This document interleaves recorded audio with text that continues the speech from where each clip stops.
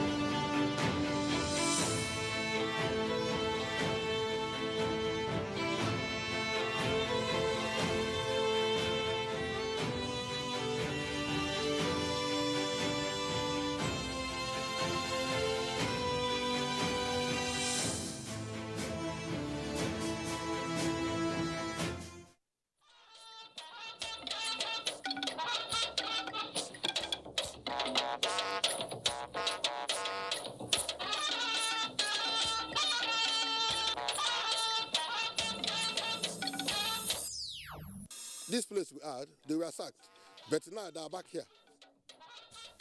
Harvests of victory for security agents in Zamfara, Imo and FCT as terrorists succumb to superior power. America, who you can say is the most affluent country, they don't have direct problems. You did well for not signing the Electoral Act Amendment Bill. IPAC thumbs up President Buhari. Plus, OPEC gets new Secretary General. This is NTA Network News. We're live in Abuja. I'm Ian Ray John. Reading with me tonight is Michael Olalaye in Lagos. Welcome. Dr. Doyin Salami, chairman of the Presidential Economic Advisory Council, has been appointed Chief Economic Advisor to the President. A doctorate degree graduate in economics of Queen Mary College, University of London, Doyin Salami, aged 59, until his appointment, heads Kainos Edge Consulting Limited and a member of the adjunct faculty at the Lagos Business School, Pan Atlantic University, where he recently attained the rank of Senior Fellow and Associate Professor. A statement issued by the Special Advisor to the President on Media and Publicity, Femi Adesina, indicates that the Chief Economic Advisor to the President is expected to address all issues on the domestic economy and present views on them to the President. He's also to closely monitor national and international developments, trends, and formulate appropriate policy responses. Additionally, Dr. Doyin Salami will develop and recommend to the President national economic policies to foster macroeconomic stability, promote growth, create jobs, and eradicate poverty, among others. Coronavirus remains a significant feature in the Nigerian developmental space as policy makers upscale efforts to keep the economy afloat and rein in wild indices. Leah Katunga Babatunde has a rundown of how the economy performed in the year 2021. Well, the year started on a slow note over deep uncertainties occasioned by the effects of coronavirus pandemic that affected all spheres of life. At the start of the year, the fiscal side, of course, gave a budget of 13.08 billion naira and was accompanied by the Finance Act of 2020. But then, of course, the supplementary budget came in the course of the year and it was pegged at 982.7 billion naira. And at the end of the first quarter of 2021, Nigeria's GDP grew by 0.51%. A very impressive 5.01% in the second quarter and, of course, 4.03% in the third quarter of the year, and these, of course, prompted a review of growth projections. By October 2021, the federal government disclosed it had raised 73% of its targeted revenue, while value-added tax declined by 11 billion naira at the end of the third quarter. Targeted spending focused on security, infrastructure, social investment, and job creation to attain self-sufficiency first before exports. The government paid off significant liabilities of defunct agencies as recoveries of looted funds continues with reforms in the nation's public finance management system. So we've also put in place a monthly revenue monitoring committee, a presidential committee that looks at all the revenues reported by the revenue generating agencies, reconciles it to the bank, the actual amounts that is shown in the bank accounts. That has helped us also to strengthen the remittances. As spending increased, so also debt, peaking at 38.005 trillion naira at the end of the third quarter of 2021, with Nigeria entering the non-interest secured market for the third time since 2017, which was oversubscribed by 346%. The central bank, on the other hand, maintained monetary policy position as it kept supporting fiscal authorities. Prominent disclosures at the meetings in the year include the tightening of New Zealand bureau de change activities to curb exchange rate volatility, the introduction of Africa's first digital currency, the e-Naira, and the takeoff of Infracore, the multipurpose infrastructure vehicle. The shareholders are holding very aggressive meetings, and they are currently reviewing about 3 major projects. This December inflation rate stands at 15.4%, while the Naira exchanges for 411.95 to the dollar in the importers and exporters window, with foreign reserves declining to $40.5 billion as of December 23, 2021. Excess crude account as at last FAC meeting was valued at $35.365 billion. December 2021, President Muhammadu Buhari unveiled the new National Development Plan 2021 to 2025 to replace the Economic Recovery and Growth Plan ERGP. It will require a 348.1 trillion investment to achieve the set targets and will be largely driven by the private sector. And as the year wound down, the National Assembly passed the 2020 budget, which was signed by the President Friday, 31st December 2021. I'm Leah Kating, Baba Chinde. Many thanks, Leah. Meanwhile, most international oil companies, before the passage of the Petroleum Industry Act, held back their investments. When the delay hitherto seemed unending, some moved their investments to other parts of Africa. Following the passage of the PRA, the narrative is changing for the better. Lydia Sampson in this report tells us why the PIA is the game changer. The fact that the then Petroleum Industry Bill, PIB, was before the National Assembly for several years created a lot of confusion in the industry because key players lamented lack of clear rule of engagement.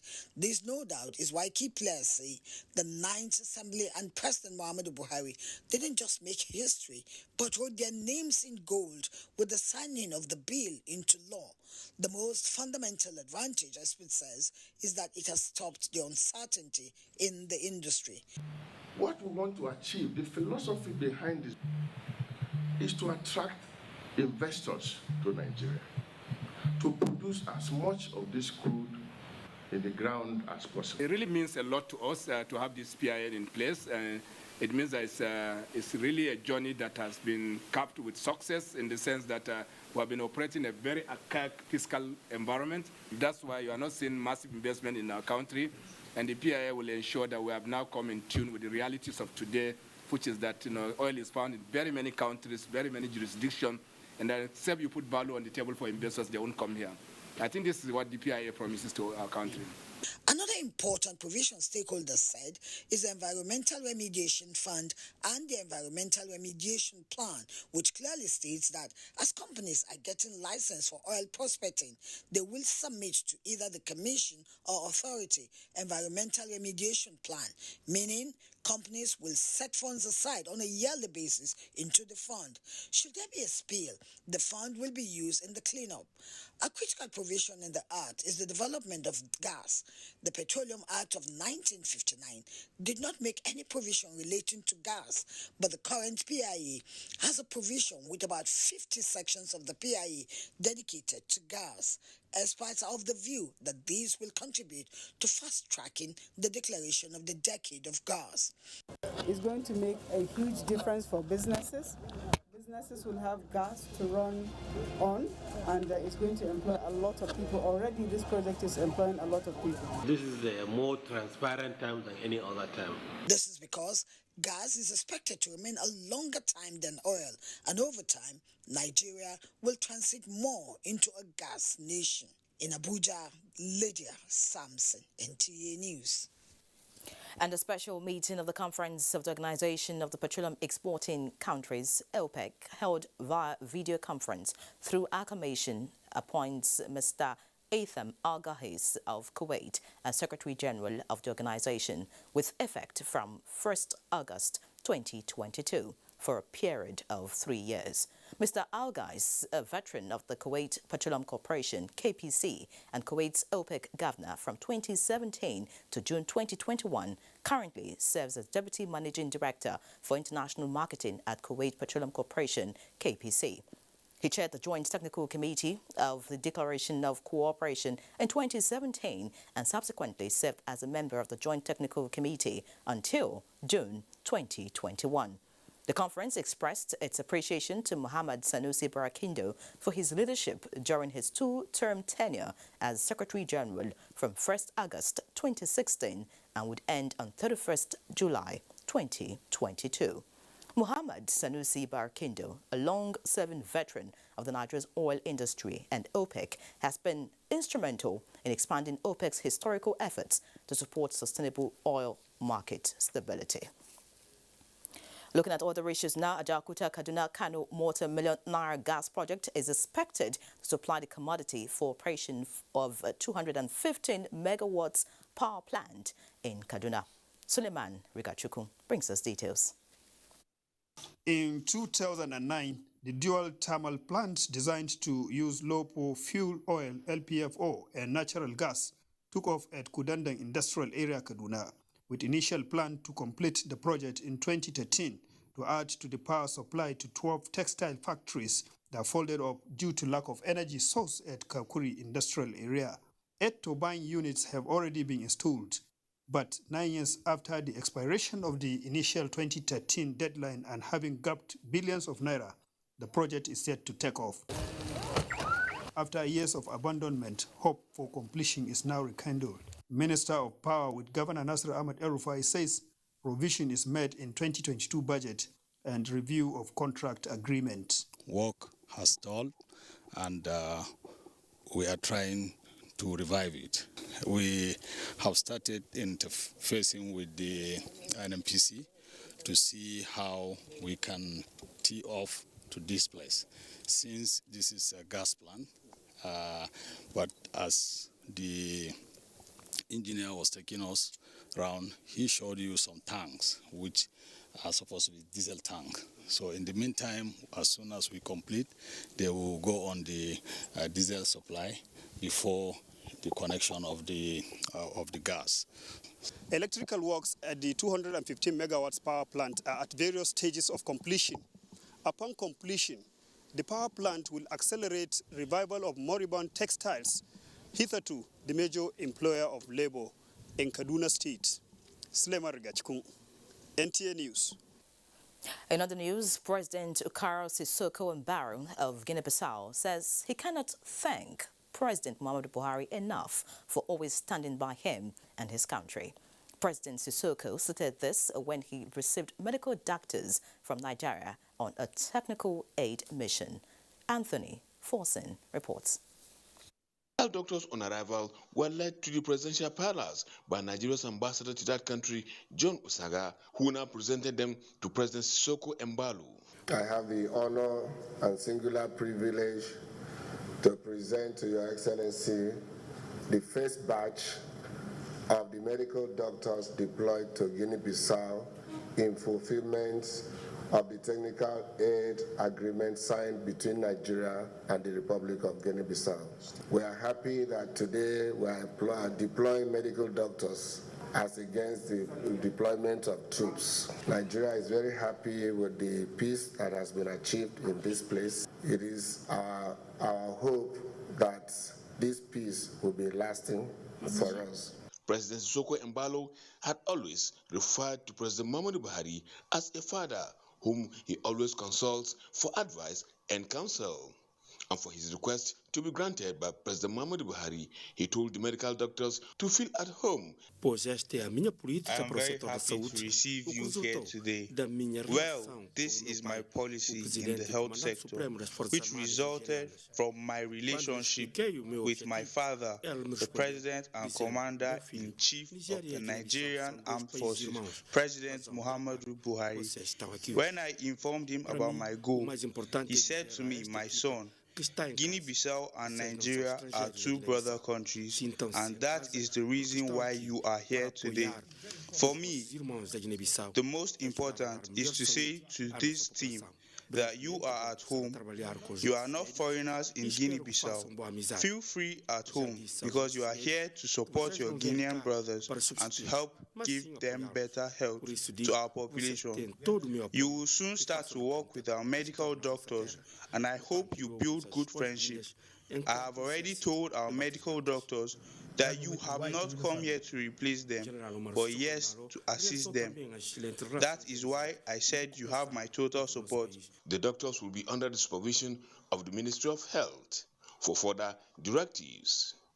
Anthony Forson, NTA News. Time for a short break. Please stay. Dear friend, as 2021 ends, we share your gratitude for its blessings. We acknowledge your low moments too and wish you strength to carry through. At Bedmate, we'll keep making your living better because we believe that furniture is not just an item made of wood, glass, marble, or steel, but a symbol of your unity and good times with your loved ones. We wish you a Merry Christmas and a Happy New Year full of all the finest things you desire. Allahu Akbar, Allahu Akbar.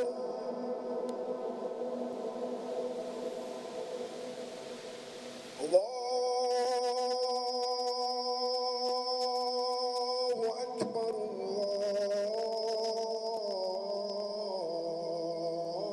The name of Allah, most gracious, most merciful, His Royal Highness Alhaji Aliru H. Momo Ikelebede Todd, the Otaro of Auchi's Sacred Kingdom, and the good people of Auchi's Sacred Kingdom invite members of the general public to the official commissioning of the Arafat Mosque in Auchi, Edo State, by His Excellency President Muhammadu Buhari, GCFR. Date, Friday, 7th January 2022. Time, 12 noon. Jumat prayer will follow immediately after the official commissioning. Signed, Professor Zakaria Oseni, the Chief Imam of Auchi's Sacred Kingdom.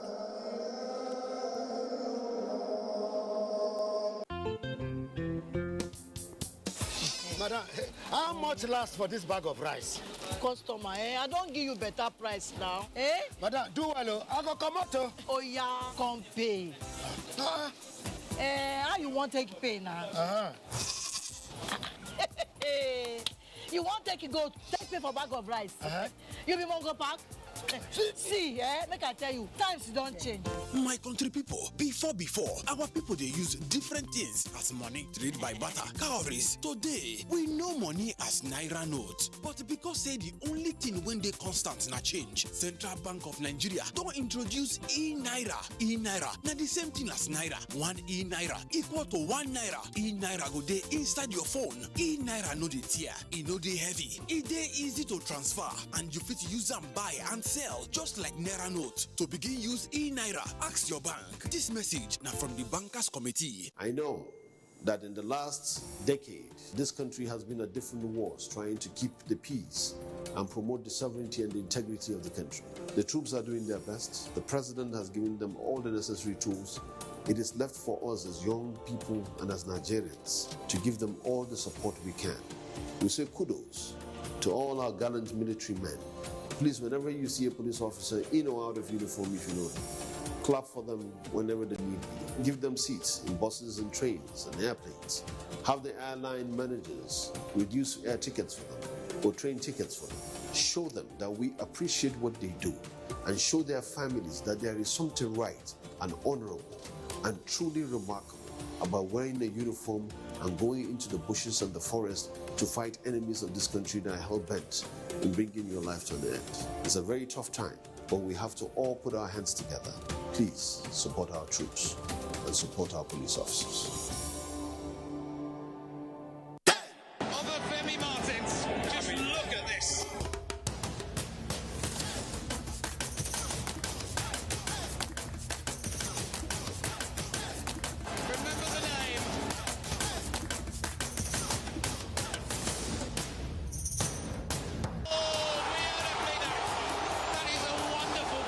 African Cup of Nations starts on the 9th of January 2022 on NTA, powered by AfroSport. For sponsorship and advertisements, contact us on 090-9890-6913 or 090-3513-2838.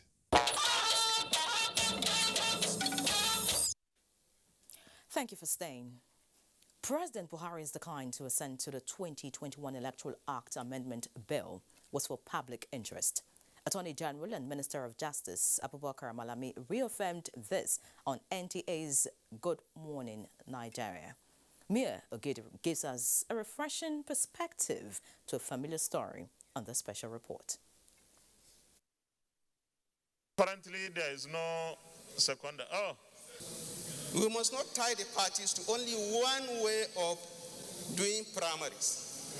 Those against any? The nays have it. The Electoral Act Amendment Bill, a ranking bill, one may say, in the National Assembly. Even in the 8th Assembly, the bill saw the promised land, but could not make it. So when reintroduced in the 9th Assembly, expectations were high. That we would be happy if the Electoral Act Amendment is passed by the end of March 2021. The wish was for May, but passed on November 2021. A bill for an act to repeal the Electoral Act and enact the Electoral Act 2021, the bill is passed. Thank you very much. Leader of the Senate. Many thought that will be the final sound of the gavel on this bill, but probably there are going to be a repeat of that sound. And thank you for protecting me against all right. A rowdy session characterized Clause 53 on the transmission of election results, but that was finally settled. An aspect many least expected, the mode of party primaries, caught the attention of Mr. President when the bill was taken to him for presidential assent. The conduct of direct primaries across the 8,809 wards across the length and breadth of the country will lead to a significant spike in the course of conducting primary elections. This is not healthy for the sustenance of multi-party democracy in Nigeria. Another journey back to the National Assembly, and the Chief Law Officer of the Federation is not keeping sealed lips on Mr. President's position. When you talk of a law and its application in Nigeria, it is an application of the law on 200 million Nigerians. So it is with that consideration that you have to consider the electoral bill. If my figures are right, for example, APC, All Progressive Congress, which is the major political party and the ruling political party in Nigeria, claim to have membership of around 14 million members. And that by extension means other political parties may not be as much in terms of membership. So perhaps maybe by general assessment, you may conclude that maybe we may have 40 million members of political parties. And by implication, about 160 million Nigerians are not necessarily members of a political party. So if a law is presented for consideration of the president, is it fair for the president to consider the law, both in terms of application and enforcement, from the perspective of the limited 40 million members of a political party, as against the 160 million Nigerians that are not? So what is the implication of that? You have to consider the available resources. If the limited 40 million Nigerians are looking for a resources of around 350 million, with 50 billion naira to conduct the party primaries relating to their political engagement, the other competing 160 millions are looking at the 350 billion for the purpose of infrastructure. So the implication is, in the art of governance, what I have come to learn of the mind and attitude of President Muhammadu Buhari is to consider the 200 million as against the limited 40 million members of the political party. And that was what informed the decision of the president. It is an unfolding legislative executive exercise, and 2022 may come with a finality. Mie Ogede, NTA News. Meanwhile, the Inter-Party Advisory Council, IPAC, has expressed support for President Muhammadu Buhari withholding assent to the Electoral Act Amendment Bill, saying that Nigeria is not yet ready for direct primary model. This was at a media briefing in Abuja. Timothy Yusuf reports. It is a New Year media briefing of the 18 standing registered political parties under the banner of the Inter-Party Advisory Council, IPAC, applauding President Buhari's decision to withhold assent to the transmitted Electoral Act Amendment Bill 2021.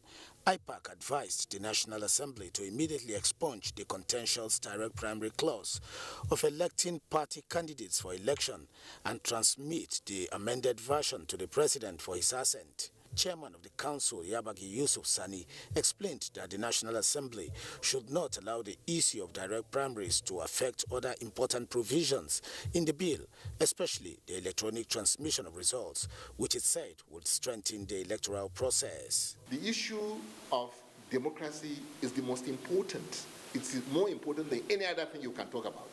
So we don't want to get it, we want to get it right. And all of us, we're all Nigerians. We know the state of our development. Even America, who you can say is the most affluent, country, and perhaps the most developed democracy, they don't have direct primaries, for obvious reasons. What they have still is delegate system. IPAC further suggested that the legislature and the executive should consider carrying the body along in all the processes of remodeling of the Electoral Act Amendment Bill, saying that the bill directly affects members of the political parties who are expected to implement the law when eventually enacted. In Abuja, Timothy Yusuf, NTA News. In the meantime, the Independent National Electoral Commission, INEC, has released a timetable and schedule of activities for the conduct of the June 18, 2022 Ekiti State Governorship election.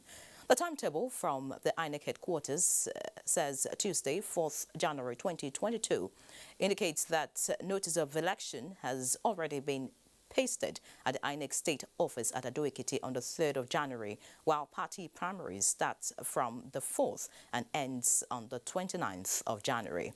Last day of withdrawal and replacement of candidates is 25th of February, while campaigns begin on the 20th of March and will be rounded off on the 16th of June. The 14-item timetable will be concluded with the conduct of the election on the 18th of June 2022. INEC advises all the 18 political parties to follow the schedule judiciously. And away from electoral matters now, the FCT Security Joint Task Force has reclaimed Mate, a village which was recently sacked by bandits in Kwali Area Council. This followed the launch of Operation G7 involving the other 6 states of the North Central bordering the nation's capital. Onotu Yakubu brings us details of the operation. In their midst were vigilantes, hunters, and lion-hearted members of the sacked village. We have to see the way. Mate village is about 15 kilometers off coast northwest of Yangoji, in Kwali, along the Abuja-Lokoja Expressway. To assess Mate, the team traveled hours in between shrubs, forest haze, crossed rivers and streams, and then completed the journey on foot. So nothing was left to chance in the deployment to ensure victory. Here was initially sacked. This place we had, they were sacked. But now they are back here. We have already told Bate people to come back. We have informed their village head, Hakimi. We have informed the Hakimi that they should return back. Some of them are even here. Some of those people from Bate are here. By the time the team arrived, the bandits had run away, but their marauding of the village was evident in every hut, while the village head's house was said to have been made their operational base. With the mission accomplished, the operatives directed the village head to return his subjects to his land with a promise of a security post to provide the needed safety. Onotu Yakubu, NTA News. And still on security, tactical operatives of the Zamfara State Police Command, in collaboration with the military, have rescued 21 children recently kidnapped by bandits along the Funtua Federal Highway. The rescued victims comprise 19 Islamia school boys and 2 girls. Salamatu Umar has more. The victims, who include Almajiris and their teacher going to Kaduna State for pursuit of education from Rini village of Bakura local government area of the state, were kidnapped at Kuchere village along Gusau Funtua Road. Addressing newsmen, the police public relations officer SP Shehu Muhammad said the rescue of the victims followed a response by the police tactical team in conjunction with the military to a distress call where they engaged the hoodlums to a serious gun battle. According to the police spokesman, the state commissioner of police has since reinforced the police operatives to complement the effort of a joint security force to ensure safe rescue of the remaining victims still in captivity, including a teacher and a driver of a Hammer bus that was conveying the passengers, as well as apprehend the perpetrators. Meanwhile, the State Police Command says it is determined to ensure the safety and security of the citizenry at all times. From Gusau, Salamatu Umar, NTA News. And in Imo State, the police command has successfully repelled an attack and attempt at setting ablaze the palace of the Eze of Imo, Eze Emmanuel Okeke, by men suspected to be members of the proscribed indigenous people of Biafra. A statement by the police public relations officer, Imo State Command, Michael Abata, indicates that the attack, which occurred on Monday, January 3, 2022, at Ezioha, Amifeke in Orlu local government area of Imo State, was successfully repelled by the command's tactical team in synergy with the vigilante group in the area. The statement indicated that hoodlums in their numbers besieged the palace of the traditional ruler armed with assorted weapons, but were subdued by the tactical team, while one of the hoodlums was neutralized and others escaped with bullet injuries. Items recovered from the bandits include charms, 1 locally made improvised explosive device, and 1 pump-action gun with 4 live cartridges, among others. And still in Imo State, the governor, Hope Uzodimma, says he remains committed to achieving total transformation of the state, irrespective of any form of distraction. He said this while presenting his scorecard at the 6th Imo Stakeholders Luncheon in Owerri. Beatrice Anyam has details. The meeting is designed to give the people of Imo State opportunity to interface on issues of governance. Governor Hope Uzodimma, while presenting his scorecard, says the government has recorded remarkable progress in the past 2 years. He reiterates his resolve to continue to improve all sectors of the economy, to increase the internally generated revenue of the state, provide more infrastructure, promote education, culture and tourism. One thing you can be assured of is that under my watch as your governor, not a pin belonging to Imo State will never be unaccounted for.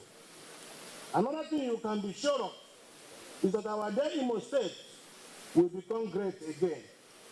Our infrastructure will improve beyond your imagination. Our health and education facilities will become the pride of all. Above all, everyone will be part of the government, and everyone will know what the government is doing. Chairman on the occasion, Leo Stan Eke, and others applaud the governor for creating the platform aimed at strengthening democracy, promising to join forces with the government in making Imo State great. Let's move forward and start auditing ourselves like the governor has been doing, coming here to tell you people how the state is doing.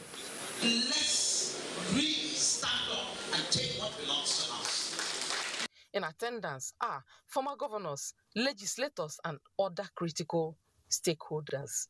In Owerri, Beatrice Anyam, NTA News. And from Imo, we head to Lagos, where Michael is standing by with more news. Michael, it's your turn.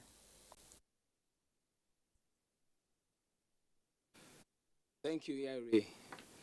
Lagos State Governor Babajide Sanwo-Olu has waded into the lingering land dispute in Magodo Phase 2 estate, inviting all parties involved for a meeting, while also directing total stand-down of security operatives in the area.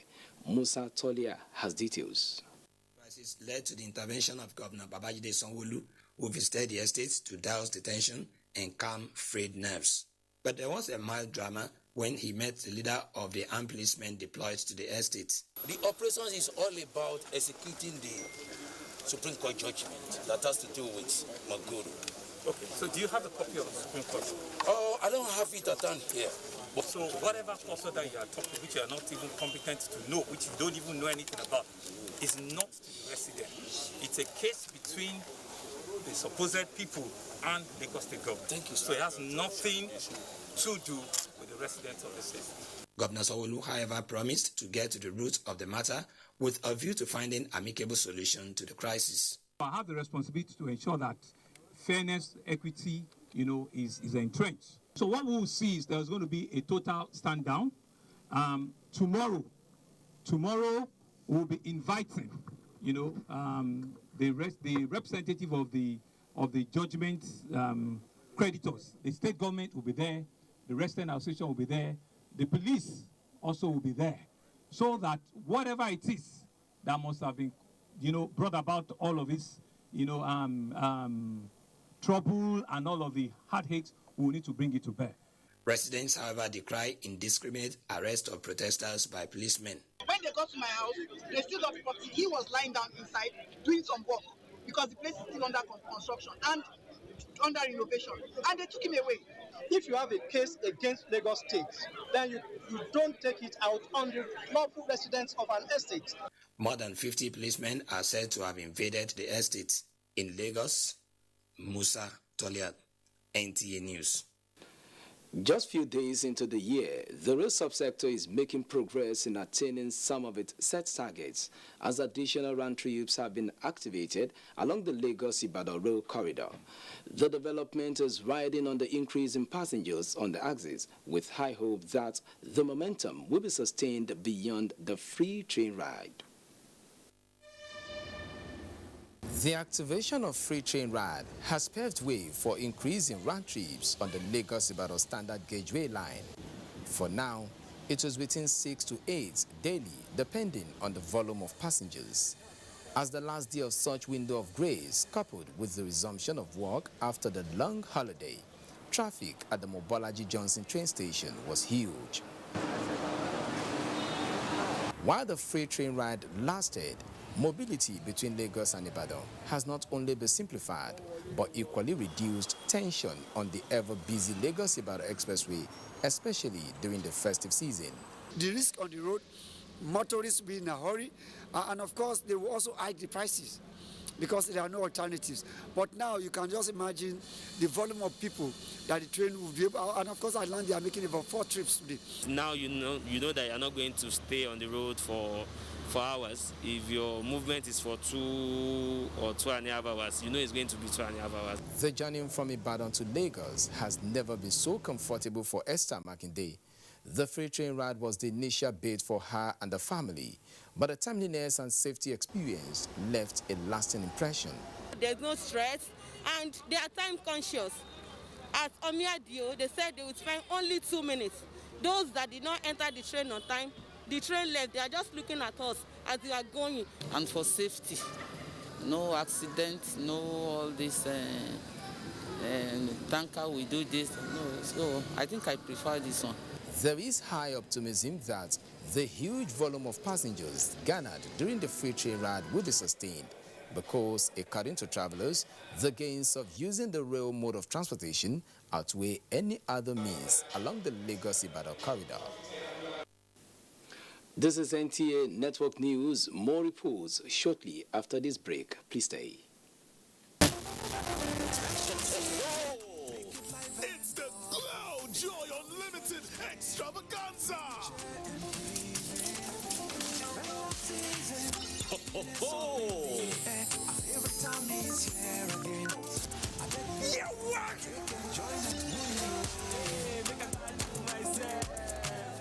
This one no cool now.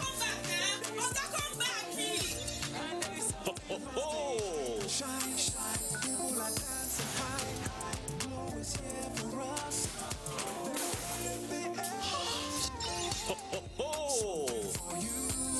Simply recharge up to 500 Naira during the week to qualify. 5 cars every month. 100 generators, TVs, and fridges every week. Dial *611# now to enter the Glow Joy Unlimited Extravaganza. From the heart of the Federal Capital Territory to the ancient city of Kano, from the sprawling rooftops of Ibadan to the bustling markets of Aba and the creeks of the Niger Delta, you really can't beat the reach. Over the years, we have kept going, keeping you informed, educated, and entertained. And how have we survived in the very challenging year? Because of our pillars of support, namely the 3 tiers of government: ministries, departments, and agencies, corporate bodies and advertisers, religious bodies, civil society groups, political parties, and most importantly, you, our esteemed viewers. Together, we made 2021 great. And together, we shall make 2022 greater. Thank you. From all of us here at NTA, your season's greetings and a prosperous new year. Other Femi Martins, just look at this.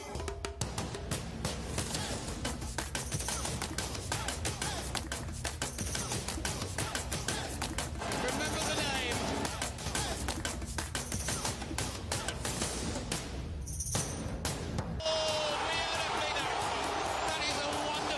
The African Cup of Nations starts on the 9th of January 2022 on NTA, powered by Afrosports. For sponsorship and advertisements, contact us on 090-9890-6913 or 090-3513-2838.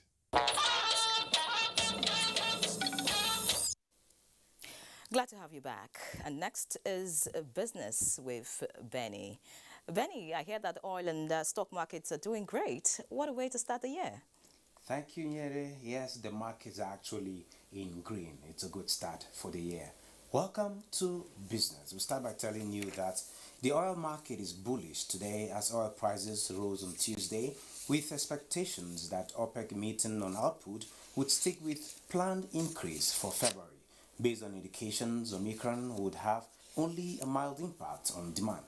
Brent crude was up 48 cents at $79.46 a barrel, while US West Texas Intermediate crude rose by 42 cents to $76.50 a barrel. And just as expected, the 24th OPEC and non-OPEC ministerial meeting has reconfirmed the production adjustment plan and the monthly production adjustment mechanism approved at the 19th OPEC and non-OPEC ministerial meeting, and the decision to adjust upwards the monthly overall production by 0.4 million barrels per day for the month of February 2022, with the schedule allocating Nigeria 1,701 barrels in the month of February. The 2022 growth forecast remains unchanged at 4.2%. We are told that a new study by the Center for Economics and Business Research in the UK estimates that global economic output will surpass $100 trillion in 2022, 2 years earlier than expected. And on the capital markets, the Nigerian Exchange All Share Index opens the year 2022 on a positive note, records 0.77% gain to close at 43,026.23 basis points, and the market capitalization stands at 23.1 trillion naira. 216.6 million shares worth 1.5 billion naira were traded in 4,080 deals. Market breadth closed positive as Academy led 17 gainers as against 25 losers, topped by NNFM at the end of today's session. Chams, Wema Bank and Zenith Bank were the most active to boost market turnover. That is business news. Nyere, is over to you. Many thanks, Benny, for that update. And it's surprising to know that days after the Yuletide holidays, commercial activities remain at low level in the Federal Capital Territory. Oneka Oku visited some business premises within the metropolis and now reports. This is the popular Area 1 shopping complex in the Federal Capital Territory. In the days preceding year 2022, the market witnessed increased volume of business activities, including heavy human and vehicular traffic. Now, with the Christmas and New Year celebrations over, the rush and heightened anxiety seem to have disappeared. Before Christmas, we can get more than 7 customers mass. But now, small. Sometimes I don't know if you get any customer. Business will pick up as from 15th when people travel come back. In other commercial centers visited, only a few shop owners and customers were seen engaged in activities. As you can see, we land up here. Business never resumed. In fact, it seems as if there is public holiday safe. So market never do. We still sit down. Meanwhile, due to the mass movement of people from the Federal Capital Territory, prices of goods and services are gradually stabilizing compared to the periods just before the festivities. In Abuja, Neka Oku, NTA News. Meanwhile, a recent figure released by the federal government and the Central Bank of Nigeria indicates that the country's food import bill has dropped by about 90% as of December 2021. Official documents indicated that the drop was attributed to the impact of the Anchor Borrowers Program. Musa Aliyu has details. As at 2015, Nigeria was losing more than $3.40 billion while importing agricultural produce and products. 80% of those imports are food that can be produced locally. We must produce what we eat and eat what we produce. It's a statement synonymous with the present administration. The agricultural sector. While walking the talk, the government introduced Anchor Borrowers Program with a view to supporting smallholder farmers to boost their agricultural output. Our administration has leveraged innovation and mechanism in the agricultural sector by supporting the production of numerous commodities in which the country has comparative advantage, thereby guaranteeing the availability of these commodities to the masses. Investigation revealed that in 2021, the program has successfully put an end to importation of rice and maize, with local production increased by 80%. At the moment, Nigeria is rated the largest producer of maize and rice in Africa. Figures from the Central Bank of Nigeria indicate that food bill as at November last year was put at $0.54 billion against the $3.40 billion 6 years back. Under this program, over 788 billion naira has been disbursed to 4.1 million farmers, cultivating 4.8 million hectares of farmland through 23 participating financial institutions. Closing demand and supply of wheat, sugar and milk and dairy products remain a major challenge. Currently now, Nigeria is demanding more than 5.2 million metric tons of wheat to be processed by our millers. And our country is spending over 1.3 trillion naira importing this material. We can't remain on this forever. However, the Federal Ministry of Agriculture is currently implementing a national livestock development program aimed at boosting the local production of milk. Is developed to provide an integrated approach to agricultural development in terms of access and application of improved inputs, linkages between agricultural research and training institutions, input provision for farmers, agricultural mechanization, extension services, provision of rural infrastructure, access to affordable funding. Agriculture economists are of the view that most of the agricultural interventions of the Buhari administration in the last 6 years have created jobs for millions of Nigerians. Musa Aliyu, NTA News. Time for another break. Please stay with us. 2022 Armed Forces Remembrance Day celebration is here again. The Nigeria Armed Forces work tirelessly day and night to give us peace to go about our businesses. Some have paid the supreme price. Should we forget the families and loved ones they left behind? No. I am therefore privileged to honor these veterans who devoted most of their lives, active lives, to securing the nation and the world at large. So, let's support the Nigerian Armed Forces and their families, corporate organizations, government agencies, parastatals, and individuals. Let's show our love and support for our armed forces. They are our heroes. Buy the Armed Forces Remembrance Emblem and donate into the Armed Forces Remembrance Emblem Appeal account. We love you, and your labor and sacrifice will not be in vain for spilling your blood for us to live.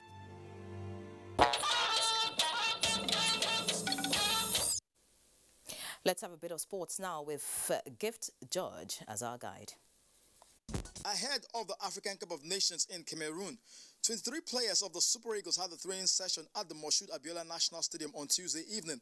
The team is expected to depart for Cameroon on Wednesday. Responding well, and not only just the training alone, in terms of communication. So they're ready to go. Very big dream, and I cannot wait to get started. Football followers converged on Ondo State Sports Complex, Akure, for the annual Sunday Abe and Friends football event. The teams were made up of players from European club sides, Nigerian clubs, and various national teams. In the first game, Akure City Football Academy beat Florence Joshua Football Academy by 2-0, while Team Sunday Abe and Friends also lost to Ikale selected side by 2-0. Every this tournament, we always produce players to sunshine to premiership. We commend him for this competition. The FOSA 2021-2022 Ata Igalas on the 13th football tournament, which was at the instance of the former Nigerian Football Federation President Sani Lulu, has been concluded. Lukman Mohammed reports that the competition, which involved local government areas in Kogi East and Lokoja local government areas, became necessary to tap into the talent of the youth in the community. The future is better for them through these procedures. Preparations have been concluded to mark the 50th anniversary celebrations of the passing on of Nigeria's greatest football legend, the late Teslim Tonda Balogun. The organizers revealed at a media parley in Lagos that various events will be held in June 2022 to celebrate the legacies and achievements of the late football icon. He has assisted so many Nigerians. So present generation of Nigerians should come up with a plan, assist younger generations. In volleyball, the draws for the 2022 Oloru Volleyball Regional Unity Cup held online shows that in the men category, Kwara United, Oloru Superstars, Nile University, and Spartans are in Group A, while Offa, New Wave, Sunshine Spikers, and the Nigerian Police Force are drawn in Group B. In the female category, Plateau Rocks, Golden Spikers, Olalomi Royal, and Niger Raven have been placed in Group A, while Kada Emeralds, Legacy, Trailblazer, and Oloru Super Angels will play in Group B. Like 16 teams coming up as against the 7 we had the previous time. The Volleyball Championship is expected to parade the best male and female players in the country. With Sports Update, Gift George, NTA News. The burial of late Norma Grace Ekocha Ozodi, née Mbalisike, also known as Eke White, has been announced by the family. A statement by Uzoma Simon Ozodi, on behalf of the family, indicates that there will be a service of songs in her honor on the 5th of January 2022. On the 6th, the body leaves Royal Saints Mortuary and Embalmment Center, Ebenato, by 7 o'clock in the morning, while at 8 a.m., body lies in state at her husband's compound. Funeral service will be conducted by Holiness Living Church, Isieke Awutu, at her husband's compound. On Sunday, 9th January 2022, will be Thanksgiving service at Holiness Living Church, Isieke Awutu. Norma Grace Ikocha Ozodi died at the age of 85. Now time to take a quick peep at the weather prospect for Wednesday. View on Wednesday's weather focus. We expect the day to start with mist and fog patches over the coastal state, which will lift at sunrise. Moderate dust haze from inland cities of the south up to the northern region. Increase in cloudiness over the stretch of the coast, with slim prospects of thunderstorms activities over Bayelsa and rivers. Moderate dust haze will remain the same throughout the forecast period, though we begin to see some few appearance of high cloud over the northern state, while medium cloud over the north central down to the inland cities of the south. I remain Suleiman Green. Thank you for watching. Bye for now.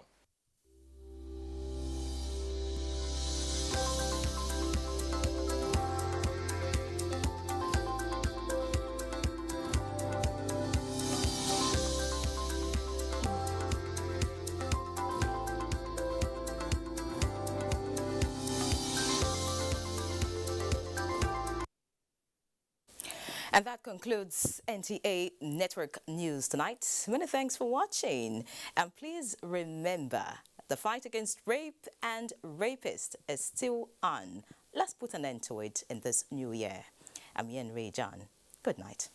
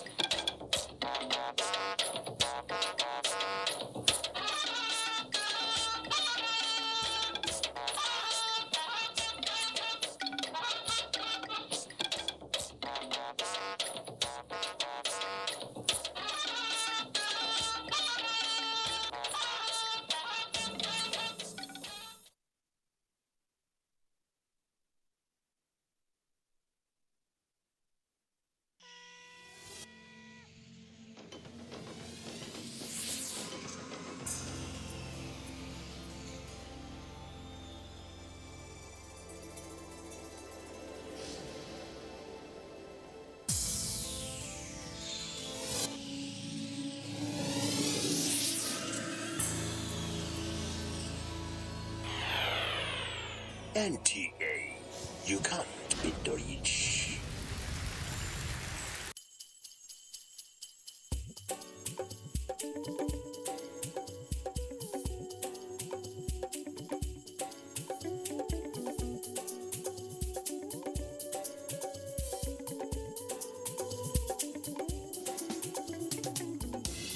It's all in the air and it's all in my heart.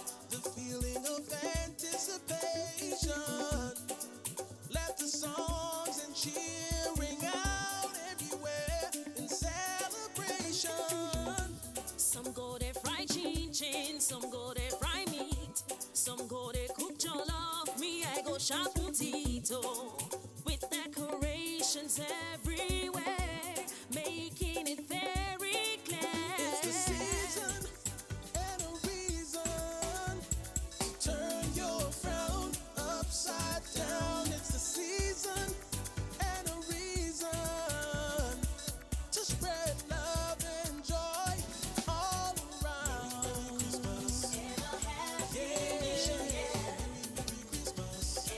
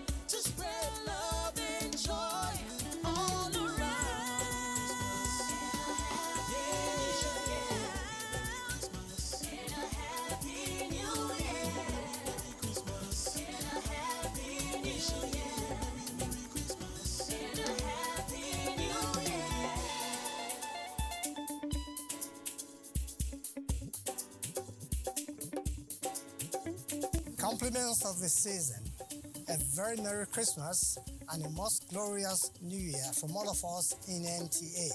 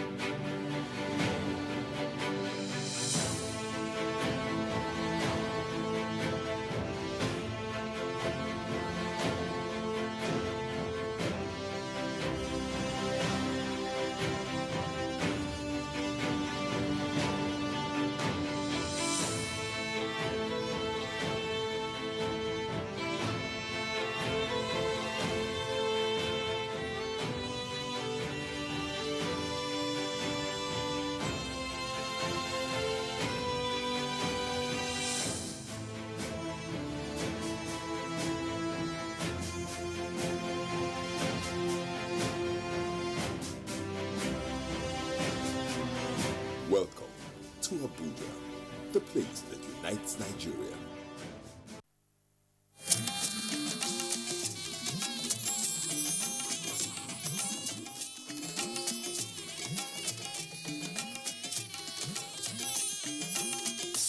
This is the network service of the NTA. Allah wannan ƙasa tamu Najeriya ka ba mu lafiya da zaman lafiya da sauran ƙasashenmu gaba ɗaya. Allah ka raba mu da fitintunu da tashin hankali. Ya Allah duk abin da zai firgita mu Allah Ubangiji ka ije mana shi.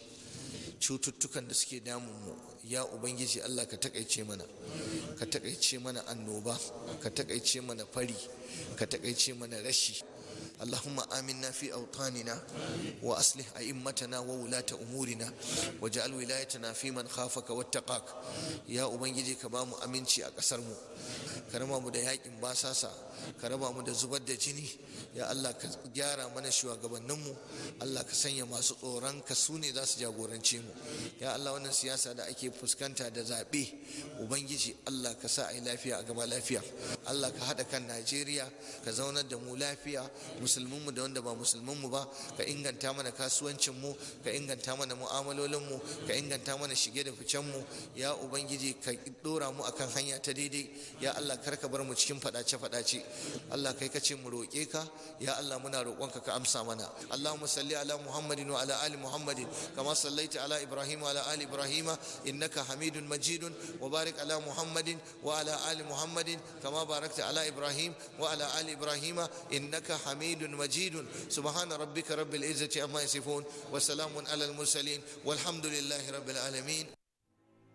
The 2022 Armed Forces Remembrance Day celebration is here again. The Nigeria Armed Forces work tirelessly day and night to give us peace to go about our businesses. Some have paid the supreme price. Should we forget the families and loved ones they left behind? No. I am therefore privileged to honor these veterans who devoted most of their lives, active lives, to securing the nation and the world at large. So, let's support the Nigerian Armed Forces and their families, corporate organizations, government agencies, parastatals, and individuals. Let's show our love and support for our armed forces. They are our heroes. Buy the Armed Forces Remembrance Emblem and donate into the Armed Forces Remembrance Emblem Appeal account. We love you, and your labor and sacrifice will not be in vain for spilling your blood for us to live. The 157-kilometer Lagos-Ibadan Railway is the first double-track standard gauge railway to be built in West Africa. The Mobolaji Johnson train station is a masterpiece, an infrastructure that is gradually becoming an iconic building in Lagos State. The modern facilities put the station on a world map of train stations. Likewise, other new train stations across the country built to world-class standards. The train and its convenience is indeed an admirable effort, with commendations from Nigerians. This is a station that we have to commend the federal government for putting a beautiful face, empowering us in Lagos State, not only in economic and political arena. I can say that I'm really impressed with the infrastructures in place. Kudos to the Minister of Transportations. Kudos to the federal government. Truly, good things are coming out of Nigeria, and the federal government is deserving of all the applause. From the heart of the Federal Capital Territory to the ancient city of Kano, from the sprawling rooftops of Ibadan to the bustling markets of Aba and the creeks of the Niger Delta, you really can't beat the rich. Over the years, we have kept going, keeping you informed, educated, and entertained. And how have we survived in the very challenging year? Because of our pillars of support, namely the 3 tiers of government: ministries, departments, and agencies, corporate bodies and advertisers, religious bodies, civil society groups, political parties, and most importantly, you, our esteemed viewers. Together, we made 2021 great. And together, we shall make 2022 greater. Thank you. From all of us here at NTA, your season's greetings and a prosperous new year.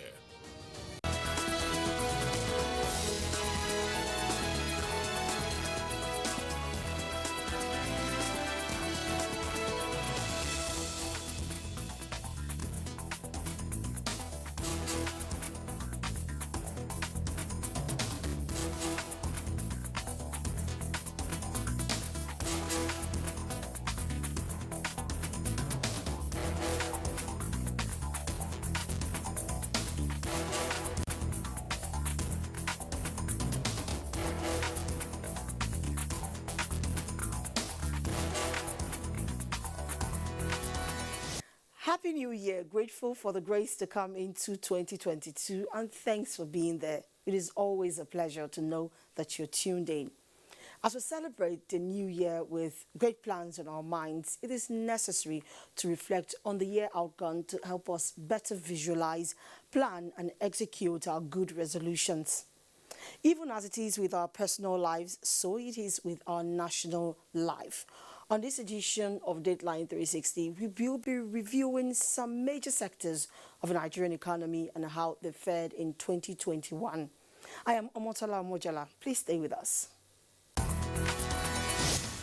Coronavirus remains a significant feature in Nigeria's developmental space, and policymakers upscaled efforts in 2021 to keep the economy afloat and rein in wild indices.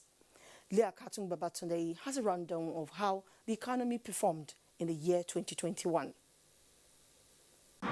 Well, the year started on a slow note over deep uncertainties occasioned by the effects of coronavirus pandemic that affected all spheres of life.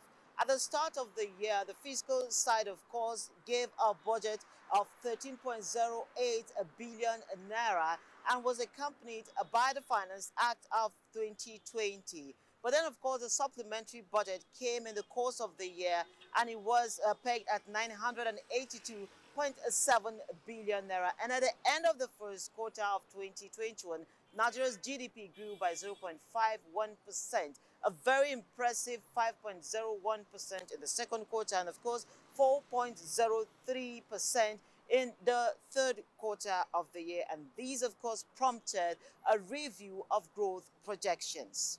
By October 2021, the federal government disclosed it had raised 73% of its targeted revenue, while value-added tax declined by 11 billion naira at the end of the third quarter.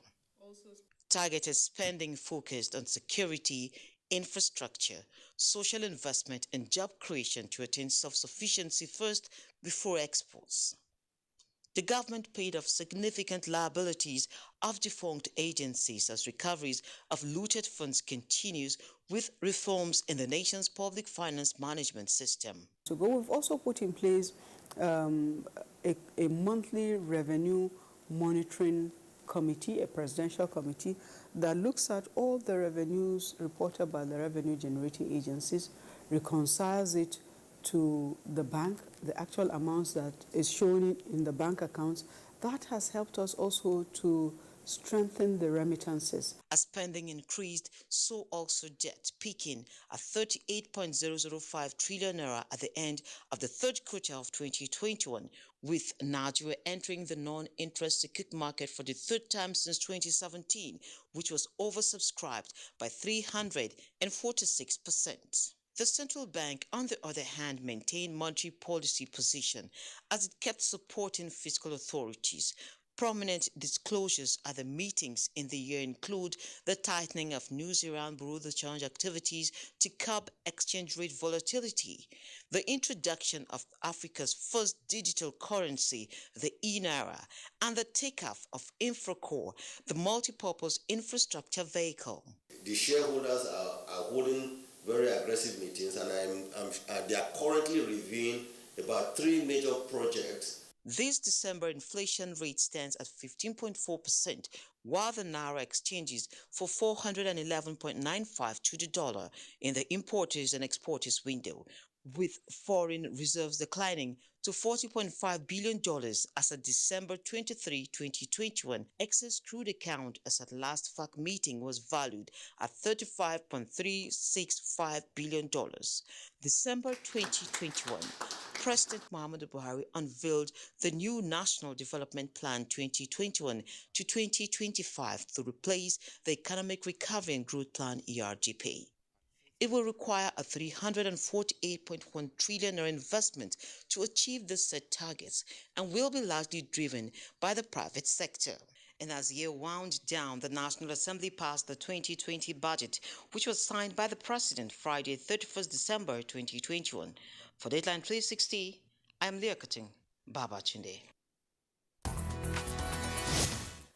The coronavirus pandemic indeed created some out-of-the-box strategies to stabilize the nation's economy, and Uche Ogochukwu reports that it could best be described as a blessing to the health sector, as it exposed the weak structure and brought about drastic improvement. As she reviews the multi-sectoral approaches and legislation in managing evolving trends in the health sector in the year 2021, she says it was, however, not all rosy amidst other challenging diseases. Since its detection 2 years ago, coronavirus continues to devastate people and economies around the world. To worsen the situation, various variants kept on emerging, with the Omicron being the most recent. This has been sending fresh shivers up the spines of people and nations who resort to listing and delisting on travel restrictions across countries. And all of us around the world are trying to adjust to how to manage long-term COVID pandemic, and hoping very much on vaccines and on being able to make our own vaccines ourselves. The major emphasis since the delivery of the first batch of 3.94 million doses of the AstraZeneca jabs in March and subsequent deliveries being on making vaccination more accessible to the people, with the mandate for compulsory vaccination for all federal and some state civil servants. We have empowered the permanent secretaries to be responsible for enforcement in their agencies.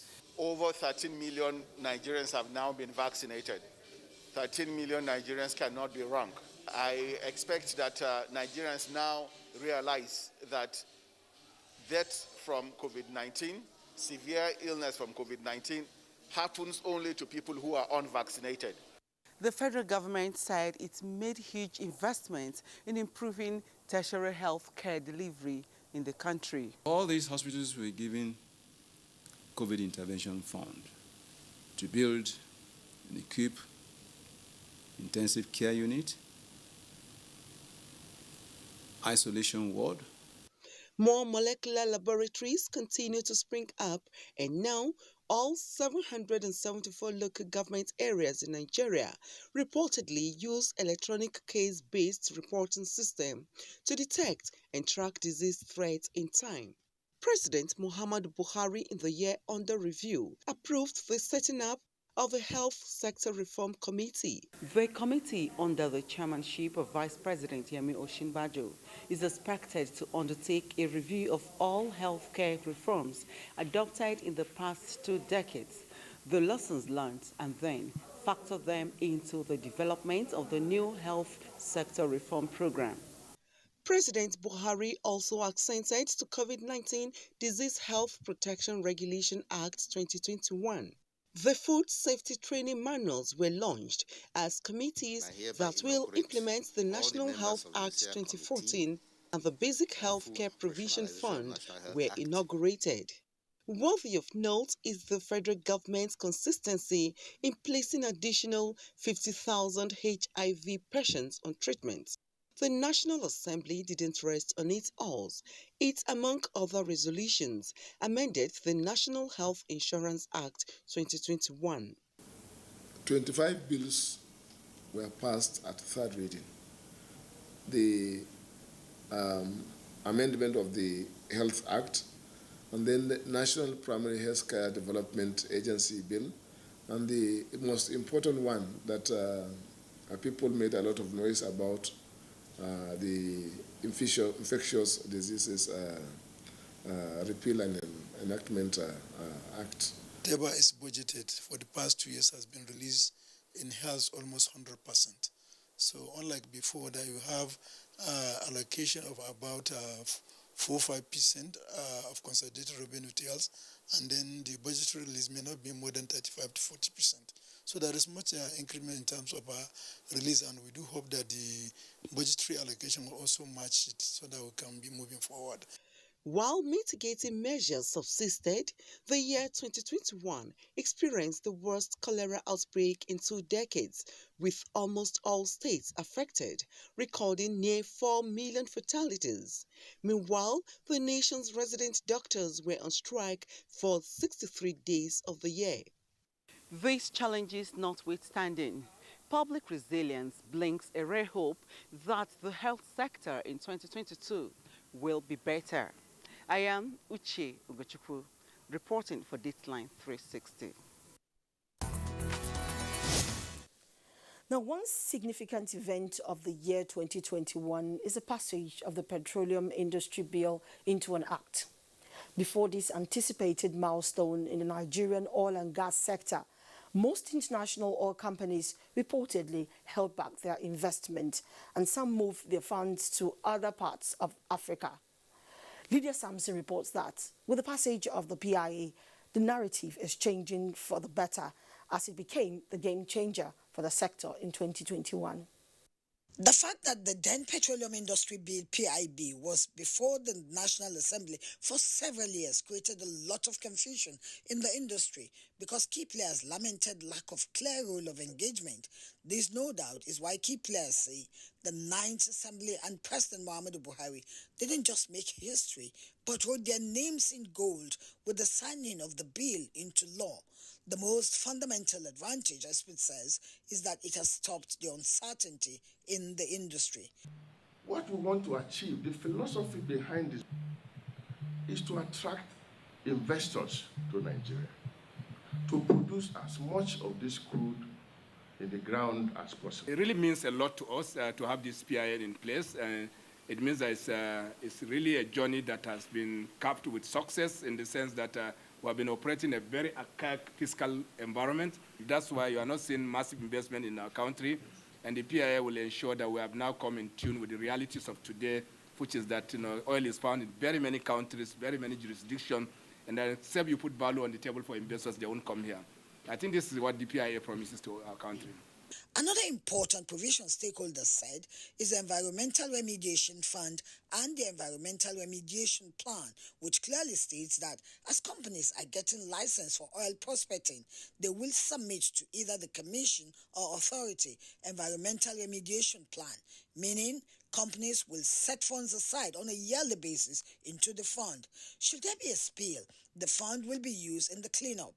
A critical provision in the Act is the development of gas. The Petroleum Act of 1959 did not make any provision relating to gas, but the current PIA has a provision with about 50 sections of the PIA dedicated to gas. experts are of the view that these will contribute to fast-tracking the declaration of the decade of gas. It's going to make a huge difference for businesses. Businesses will have gas to run on, and it's going to employ a lot of people. Already this project is employing a lot of people. This is a more transparent time than any other time. This is because gas is expected to remain a longer time than oil, and over time, Nigeria will transit more into a gas nation.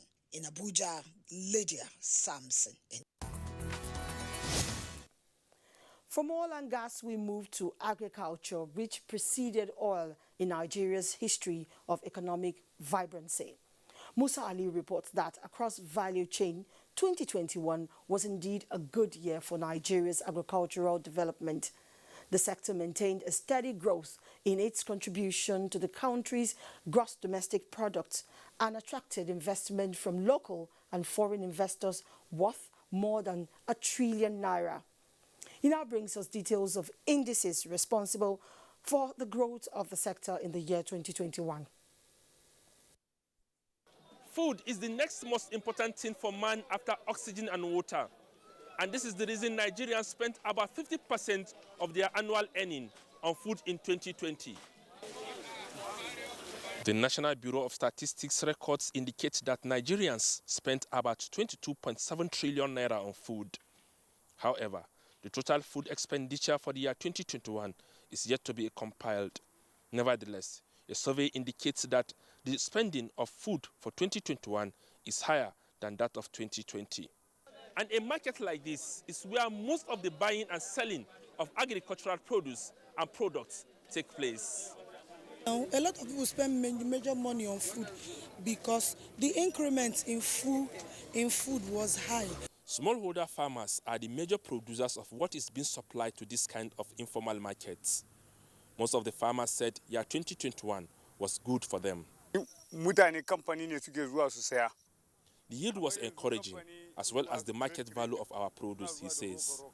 And here in the Federal Ministry of Agriculture, available records indicate that food production in 2021 surpassed that of 2020. This was confirmed by the Minister of Agriculture, Muhammad Mahmoud Abubakar. Today, Nigeria is self-sufficient in rice production. Nigeria is #1 in rice production in Africa. Nigeria has done so much in the area of improving the production of grains such as rice, maize, soybeans, and the rest of them. Without the support from Mr. President himself, there is no way that we can make this kind of achievement. Today also Nigeria is ranked #1 in cassava production, #1 in yam production. Nigeria is also #14 in rice production. So this is an administration that has taken agriculture as one of the precursors of any economic development in the world. No country can be self-sufficient without good agricultural base, and we have seen that in this particular administration. The support from the Central Bank of Nigeria under the Anchor Borrowers Program impacted positively on the production of rice, maize, wheat, and soybeans during the year. The Apex Bank disbursed more than 43.19 billion naira between September and October 2021 to support the cultivation of 250,000 hectares of maize, sorghum, soybeans, and rice. Additional 5.88 billion naira was extended to finance 6 large-scale agricultural projects under a commercial agri-business scheme.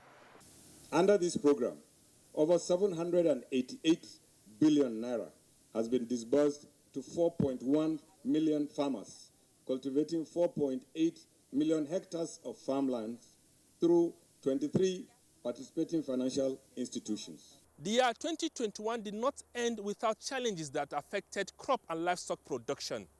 Activities of bandits were a major threat to rural farming communities. This has resulted into closure of major farmers' markets in Katsina, Zamfara, Kaduna, and Sokoto states. I am from Zamfara State. The insecurity contributed to the drop in our farming activities. I used to produce 50 bags of grains, but last year I was able to produce just 10 bags. There is the hope that 2022 will be far better for farmers, while the federal government has a plan to inject more than 14,000 tractors to assist smallholder farmers. The central bank, on the other hand, is ready to provide more funds to assist farmers. The bank also plans to assist farmers group to reduce the cost of production towards crashing. There is the hope that 2022 will be far better for farmers, while the federal government has a plan to inject 14,000 tractors to assist smallholder farmers. The Central Bank of Nigeria, on the other hand, is ready to provide more funds to assist farmers.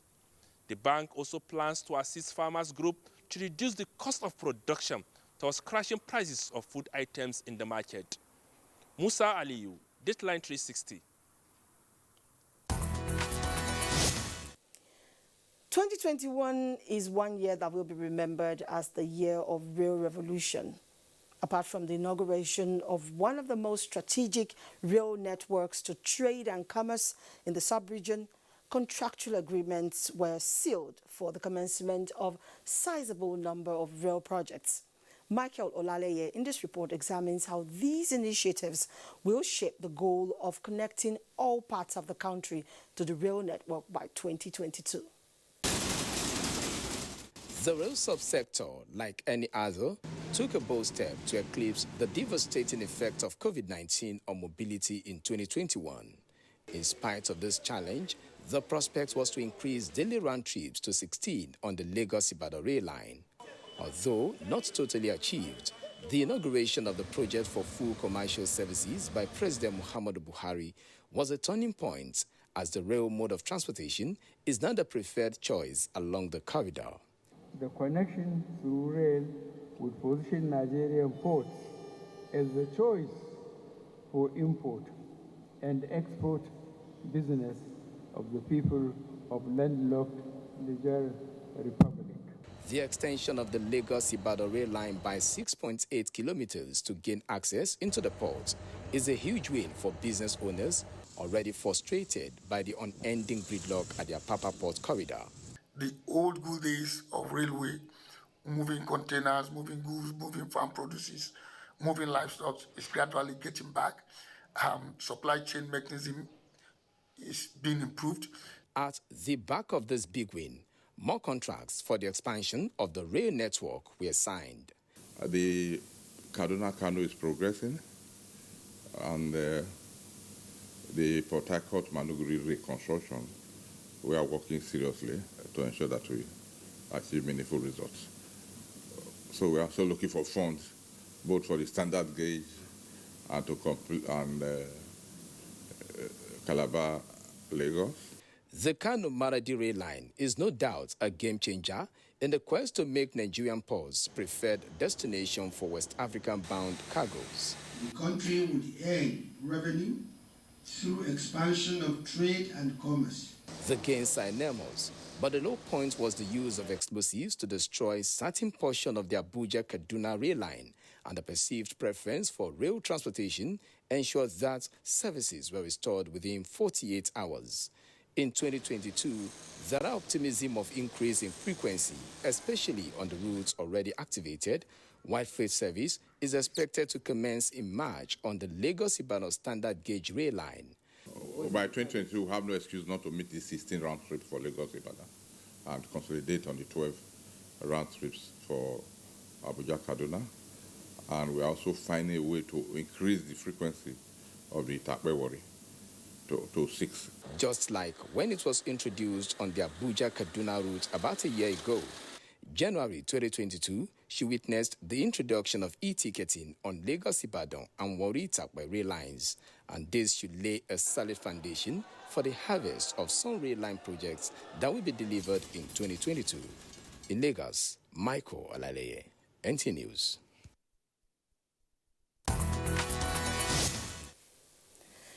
"2021 was a remarkable year for Nigeria in many more ways than time has permitted us to bring to you. We, however, hope that it was something to spur every one of us to perform better in this new year. Thanks for spending your time with us. I am Omotola Omojola.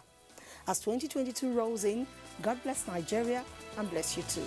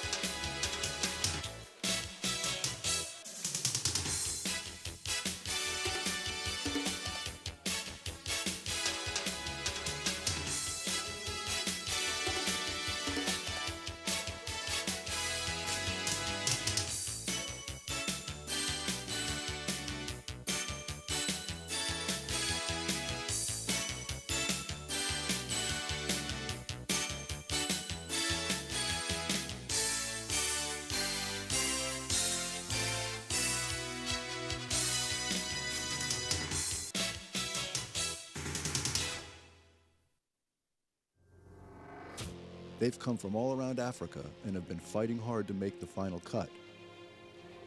And here they are. The coming days are sure to be a tough challenge for some of these young men, but this opportunity can be life-changing. So every day is a chance for you to prove if you are or not worth it of the opportunity.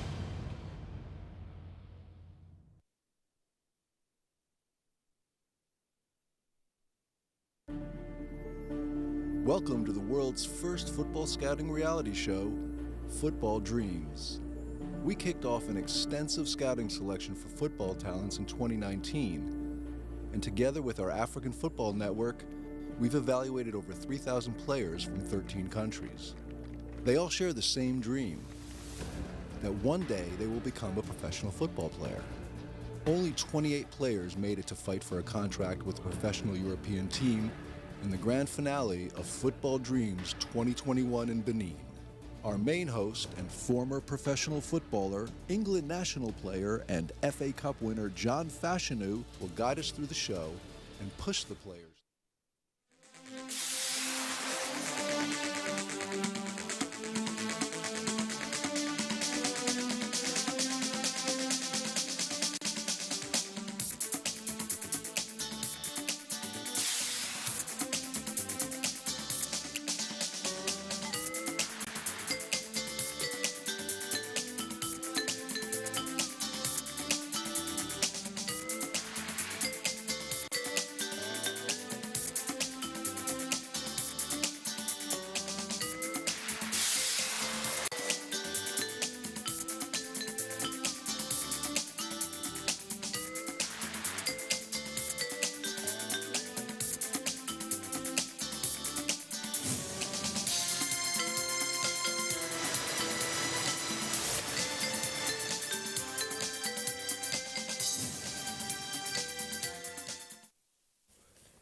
Good evening and welcome to NTA Tuesday Live. Glad to know you're there.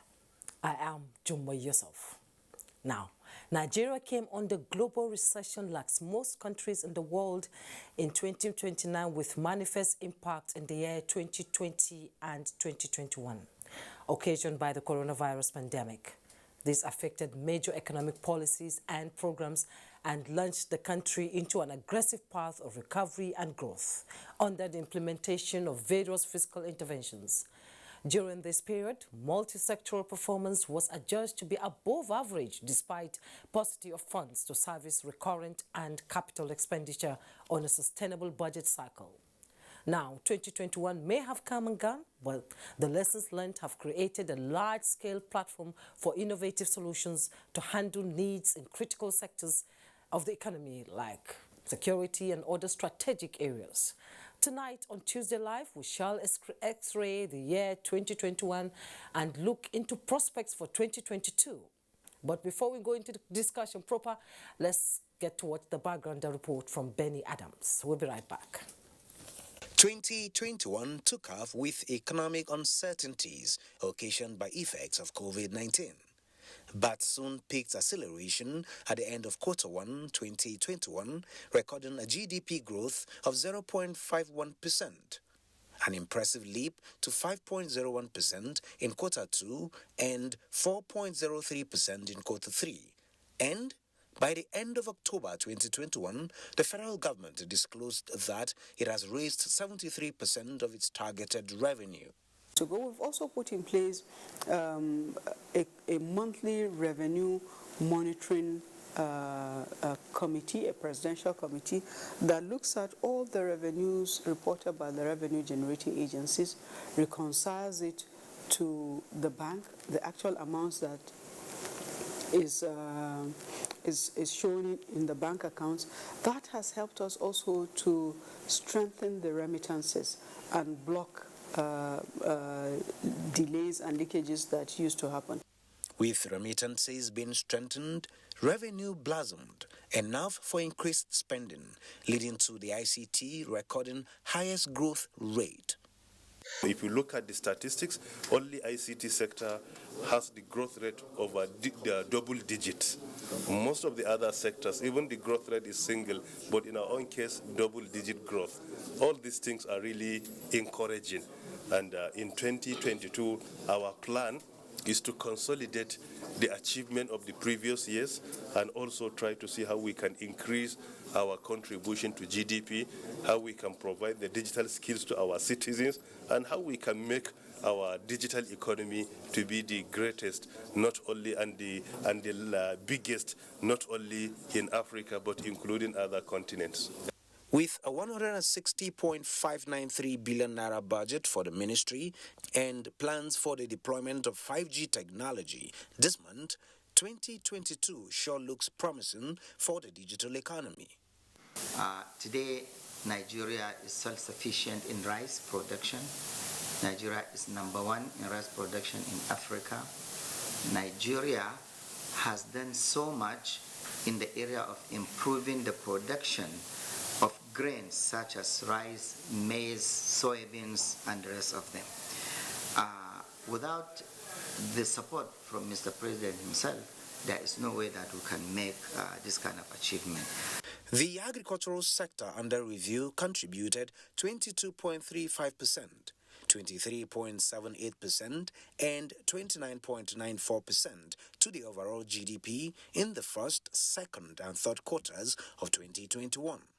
Mine is to provide leadership and to ensure that we deliver power to Nigeria and to have it uninterrupted.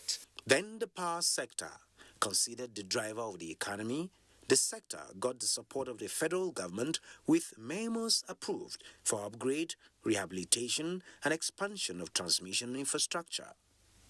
And now, with 17.126 trillion naira budget to be funded in 2022, the federal government plans investment worth billions of dollars in private equity and capital in the National Development Plan of 2021 to 2025 to support implementation.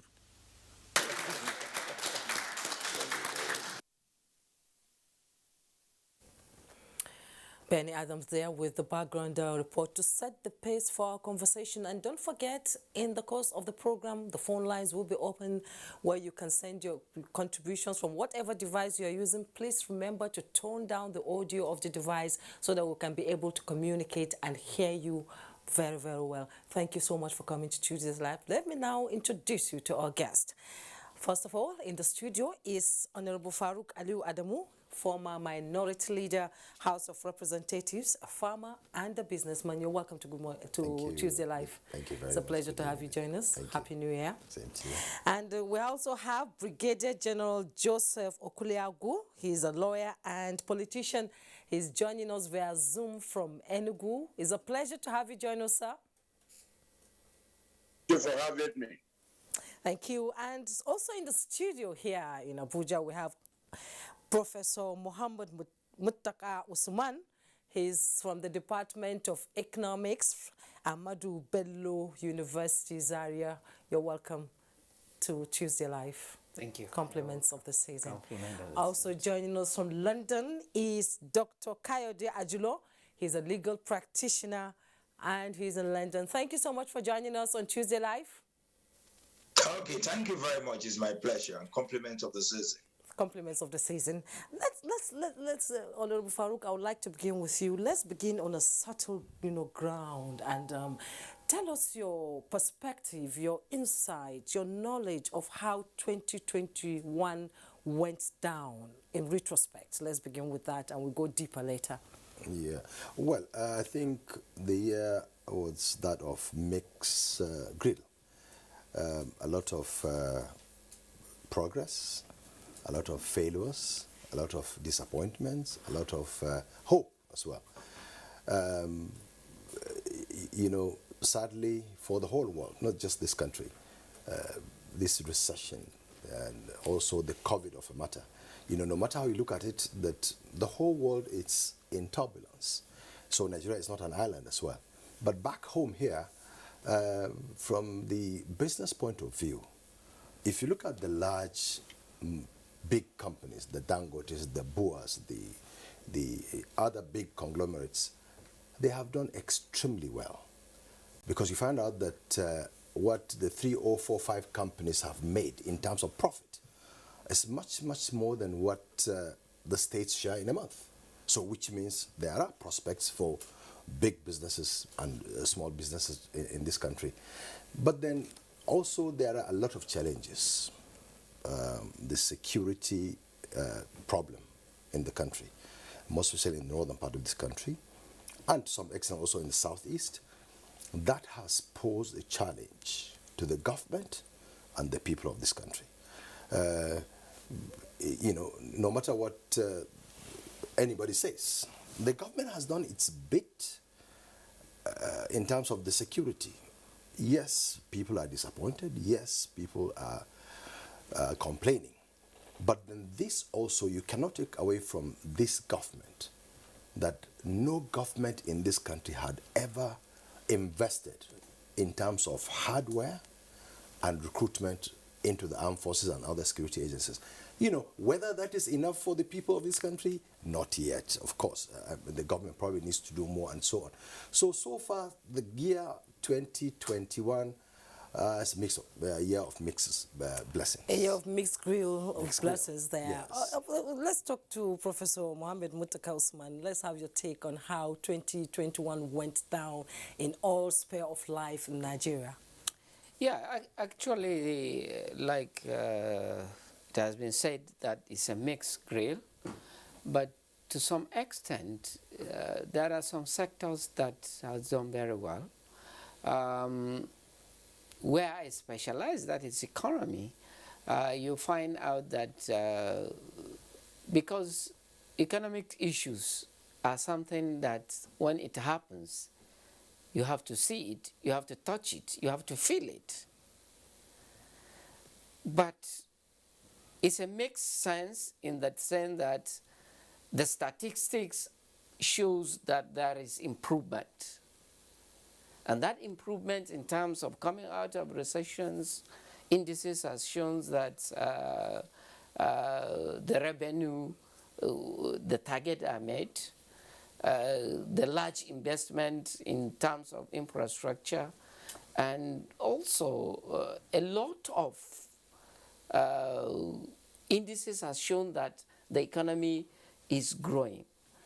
But on the other hand, because economic system is built on turbulence, every economy has its own top and down. So, but the Nigerian people, have they feel that growth? The answer is no. So that means something else need to be looked at in terms of, are those statistics going right or not? Because emphasis must be looked at how the fiscal policy side and the monetary policy side shake hands in order to bring that indices, people will feel it. And when you look at in terms of investment in infrastructure, they have done so much huge investment on that. But yes, It has not been delivered yet, but there is hope.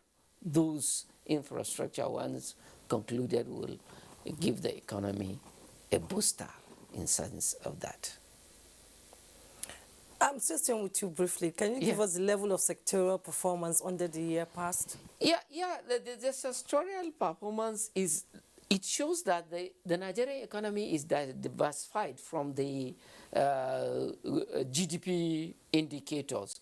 The higher sector, agri, ICT, and services.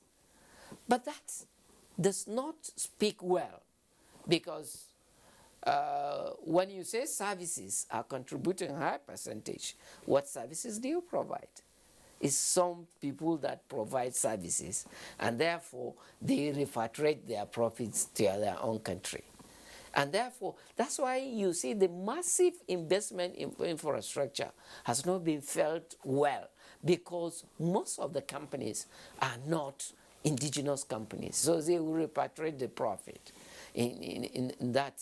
So the feeling is minimal in terms of that. So that's what we are looking at in terms of sectoral performance, to see why this sector has performed very well. ICT, because is a bulk, and because of COVID-19, the offices are moved to ICT, are moved to internet. People working from home. So you find out that there has to be a huge investment in software and hardware as well. So that's why the contributions of ICT has really gone up. So every development needs to be seen, felt, and touched. Let's join Brigadier General Joseph Okuleagu in Enugu. He's joining us via Zoom. You've been part of the security network for more than 20 years now, and can you give us an insight on how security has been taken care of in 2021, keeping in mind that towards the end of the year, it was sort of going out of control? Can we have your take on that? Thank you very much. Quite frankly, I would humbly want to associate myself with the views expressed already by the previous speakers, even though they did not dwell much on security. But I want to say emphatically, no matter how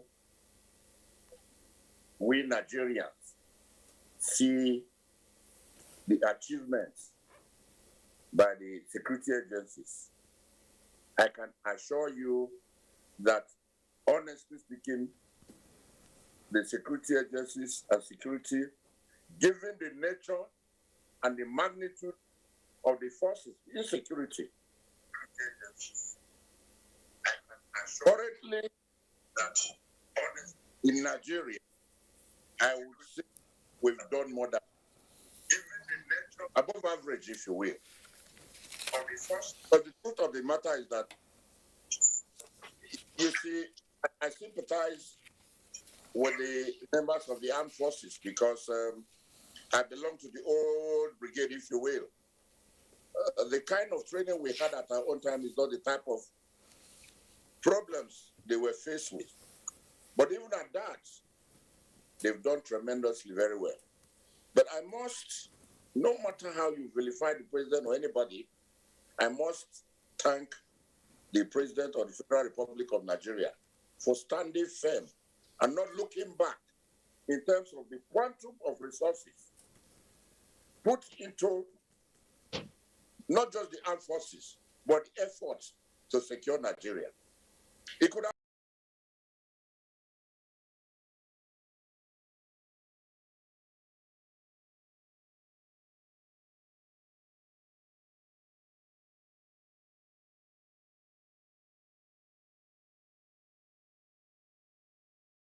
work and generate money. It's a dangerous one.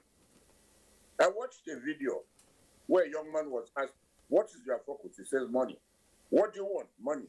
"What do you want?" And that explains why even people who didn't one day enter the school and into kidnapping, everybody wants to ride jeep or car or whatever, whether he knows how to drive or not, he wants to own one at all points. At the expense of innocent citizens, at the expense of good Nigerians. And so for a government to have contained these tendencies, strange one indeed, very strange. I've never seen it happen in any other part of the world, but our own seems to be peculiar. That people kidnap fellow human beings for money, cattle rustling, just name it. And so you are no longer safe in your country. And yet, we're able to hold forth today. We must say, Mr. President, thank you so far, so good. I can tell you, I don't know what happens in future, but it is really gloomy. That is why I may take this opportunity to still insist and suggest that the sooner Nigeria evolves and decides on its state policing and let the locals contend with their problems, the better for us, because going forward, I can't tell where this country will go. With the appetite of the present generation of youths, people no longer go to school to read. I listen to the guy who talks about performances in IT and what have you. How would you learn when your immediate concern is just how to get money and enjoy yourself? If we enjoyed ourselves at our youth, like the youths are doing now, there wouldn't be any day in Nigeria today. Quote me. And so people must learn to make sacrifices. So on balance, this government has done very well on security. It's not yet a guru. People have died. Yes, I admit. People are still being kidnapped. But look at the volume of, compare the quantum of crimes against what is available to contain the crime, the criminals. So, I use this opportunity to also urge the government.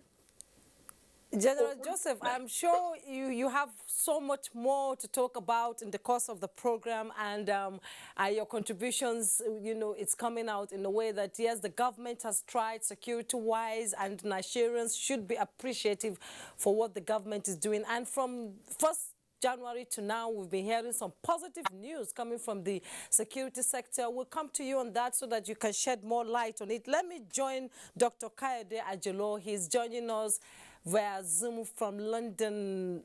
We've talked about investment, economy, politics, and security. All these things boils down to the fact that judiciary itself should have a firm foundation in 2022, which precedes 2023, which is an electioneering year. Can you tell us, in your own words, how the judiciary fared in 2021 going into 2022? Let's get your take on that. Well, thank you very much. It is so clear that the 2021 has come and has gone. 2021, if you know, it is more like a product of the pandemic, where the whole world was plunged into issues. And one good thing about that is that by human nature and by the ingenuity of many people in the country and all over the world, we've been able to surpass that. And the judiciary too rose up to the occasion. And if you remember very well, last year, the judiciary came with different rules, to bring several rules to ensure smooth running of administration. And that's why we have the Court of Appeal coming with rules in which it will make electronic service available, in which most of the issue that address, particularly some issue of the pandemics. And apart from that, you know that last year, that's 2021, the judiciary came in full force to make a lot of pronouncements that moved the country forward. And whatever thing we may call it. We recorded a lot of sources in the sense that the judiciary came out fully to let them know that they still remain the resource of not only the common man and the big man. And we can see that through several pronouncements and decisions that came from the court. And again, judiciary reminds Nigeria that law is no respecter of anybody. And that is what is happening in Lagos. You can know the judiciary that came out to say on the issue of that estate, and you can know what is happening now. So as it is, kudos must be given to the judiciary and for trying to smoothie many issues that we've seen. And even that one boils down to the issue of the criminalities. In some instances, the judiciary has come out to rules and to make firm decision and to let us know this is what it is. What matters most is that law is what is used to regulate society. And in 2021, our judiciary has sent a signal to let it be known that they are always at all time to fix Nigeria whenever they are called upon. And that one brings us to 2022.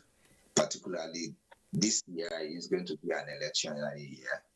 And from the timetable released by the INEC this morning, you will notice that from April, May, June, July, there are a lot of roles the judiciary has to play, particularly from the point of primaries.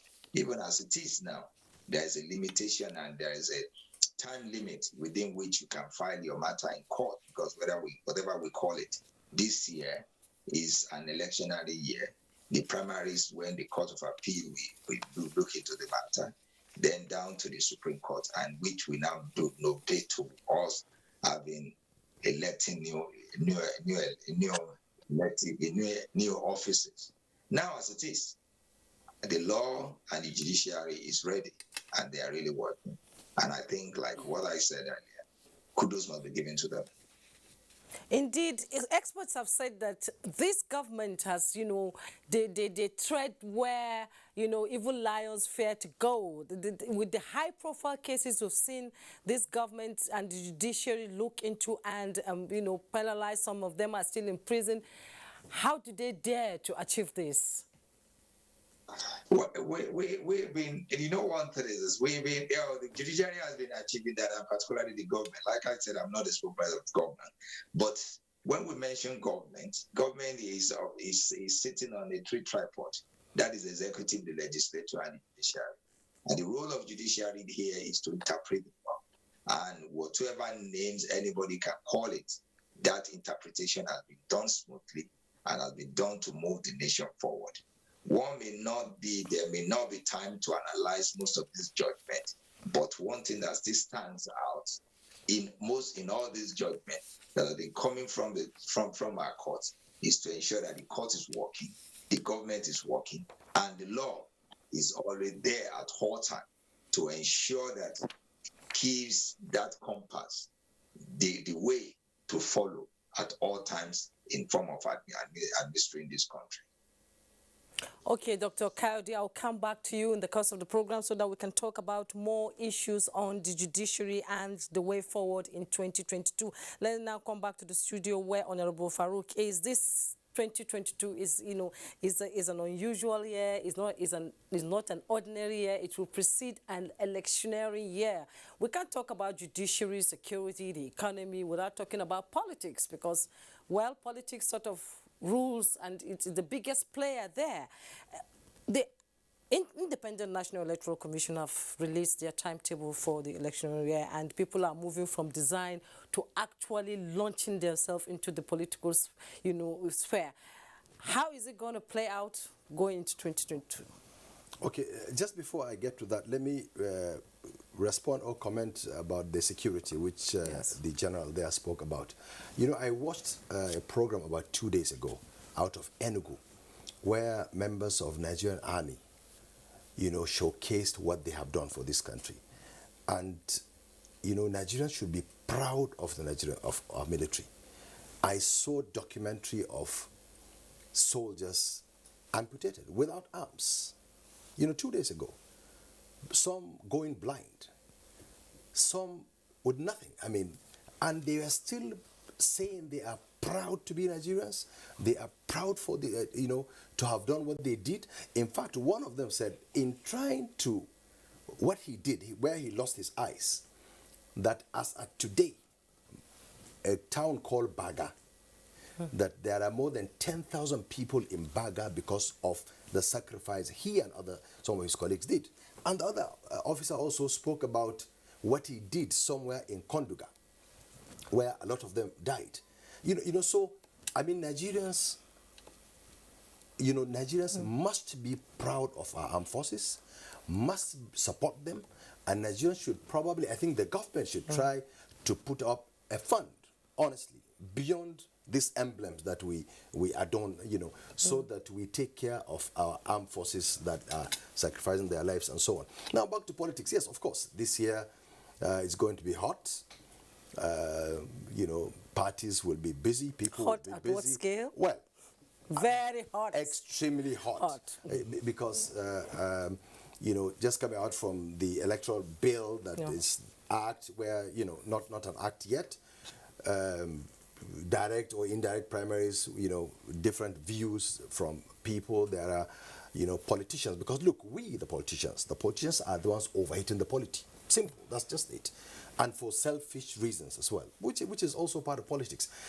And so for those politicians that are saying that they want direct primaries, they have their reasons. Those that say they don't want also have their reasons.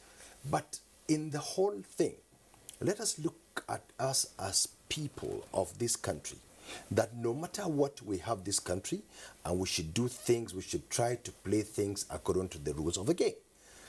Now, like the APC, which has it's about to do its convention to elect officers and so on, the heat probably is much more there, But then what probably goes for APC is they are in government. Now for the PDP, they have at least shown the way. They've done their convention, and with even voting a 25-year-old person as the youth leader of them. So these kind of things will shape what will happen. But politicians, as I said, it will be hot. There will be rancor, which is normal in politics. There will be disagreement. There will be cross-carpeting from one party to another, which is all part of politics. But I'm sure if we all come back to believe that, look, you need to, first of all, have the country. So no matter what your ideas or whatever you want to do, remember that you don't do things that will break the whole country because of your selfish interest. Because there are in some other parts of the country where you find the insecurity, it has got nothing to do with insecurity of stealing or so on. It's insecurity of probably divisiveness. Some don't even want to be part of this country. Now, when you come to another part of the country, the Fulani herdsmen and kidnappers and so on too. And so these will all be part of the things that overhead the polity, and I hope the politicians will not try to take undue advantage of these things that are happening in the country to rock the boat. That's quite interesting indeed, because we need a country so that we can be able to rule it. Without a country, you cannot be a leader. Let's move on. Towards the end of 2021, President Buhari, embarked on, forums to bring investors to Nigeria and to sell our goods too to foreigners outside this country. It cannot be, we can't talk about it enough, because it has brought a lot of interest into Nigeria. And at every forum he has said Nigeria is a stable place for investors to come and invest. What are we looking at in 2022 in that area? Are we going to see more of forums, the president attending more and trying to say that our economy should be stabilized with foreign investment, direct investment coming? Sorry, just like what I said, the big guys, the big guns in this country have made so much money. So which means still in this country, there is hope. Which means foreign investors need to come, because when you come into this country, you make more than what you can make anywhere than any part of the world. Prof. Yeah, to certain extent, because economy and security are intertwined. Once one boom, then the other will go down, and once the other has rise, then the other will also go. In a more serious sense of it, a serious investor, a signal, a information can deter him from invest, because he needs a stable economy that he can invest and reap out of that investment. So it's a long-term investment. But looking at it, No matter what fora you attend, the information coming out of that country is very sensitive. And once you tune in and said, today, 2 people, 3 people are killed, and when any investor is coming, they will say, restrict yourself to Abuja and Lagos. It's not the only country where you can invest. So there is a need to look at that area. Yes, capital market in Nigeria has taken up, and it has done relatively well in the last year. But there is a lot of work to be done, because once the security signal is there, nobody will come, no matter what you said, no matter what you talk, because they have their source of information. Their source of information mostly are their embassies. And their embassies will send them signal that they sense from the country. So you talk. The second thing is about the free trade in Africa. Yes, there is a large market for Nigeria to exploit, but there are standardization problems that we need to address. Going forward, I think in the 2022, that standardizations must focus on it. And why is that? Yeah, because ab initio, we have not given emphasis on standardization. There is not even institutions to standardize, international level recognized. It's only NAFDAC and standard organization. Beyond that, there are other standard organizations that guide the international trade, which they were absent in some cases and weak in some. Indeed, no economy can thrive without security being stable in any country, and for us to move on, we need to stabilize it well. I told you earlier in the course of the program that we'll be bringing you reports so that they can sort of cushion our conversation and give us more insight into the details from states across the country. Let's join Abolade Salami in Lagos for an update on how 2021 went down and expectations from 2022. Let's take that. As the 7th largest economy in Africa and a mirror through which the world views Nigeria, Lagos State, the city with a large heart, prides herself as the most industrialized city as well as the commercial giant of Nigeria. The metropolitan city sets out 2021 on a financial estimate of 1.16 trillion naira, christened Budget of Rekindled Hope, to regain Lagosians' confidence on the delivery of infrastructural projects and other social amenities. Though not an easy ride for the state government to bring to fruition all of its projections for the year under review, as the COVID-19 pandemic and Omicron variants served as brick wall that didn't stand the test of time. Nigeria's economy, Lagos is the powerhouse.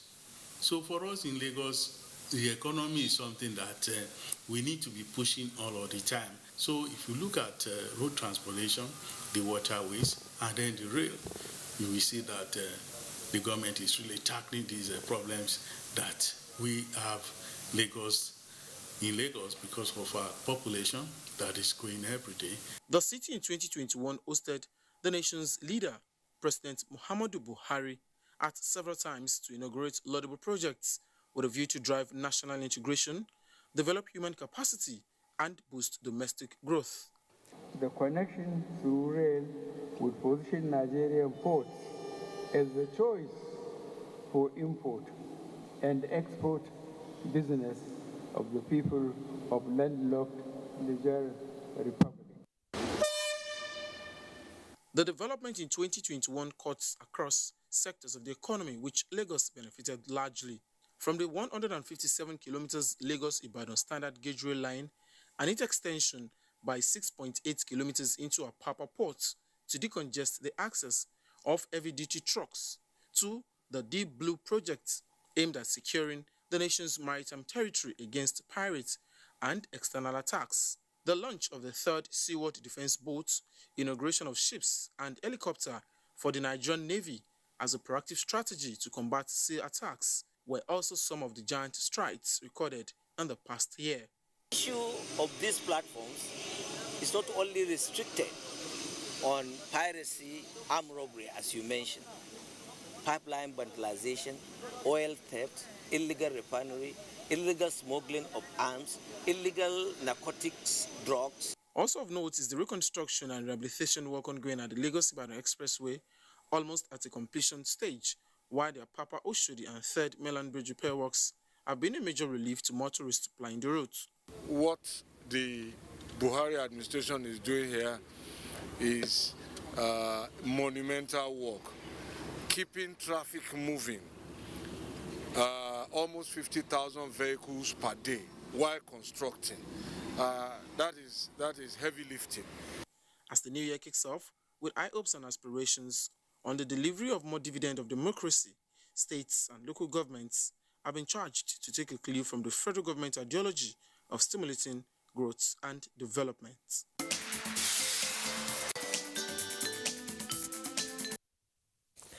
The next report is from Enugu, and Chine Nwoye has it. 2021 was the most difficult year for most people. These are some Nigerians reviewing the activities of the year 2021. In the year under review, Nigeria had a great escape from recession caused by inflation. However, the economy of most states in the southeast zone crippled and was affected negatively due to the observance of the over 8 months Monday's sit-at-home directive by the indigenous people of Biafra, IPAC, who were protesting the detention of their leader, Nnamdi Kanu. During the year, there was a continued battle against insecurity occasioned by the activities of insurgents and bandits. The southeast zones also experienced violent attacks on federal agencies, as well as assassinations purportedly carried out by some unidentified persons described as unknown gunmen. We need to understand that the major yardstick of effective security is this sense of observation, not just by security personnel, but by every member of society. The judiciary sector has been a strong pillar in Nigeria's democracy. A lot of cases were entertained, especially in the party primaries held for the just concluded Anambra governorship elections. Though the year 2021 witnessed several challenges, Nigerians are, however, optimistic that the year 2022 will be a better year.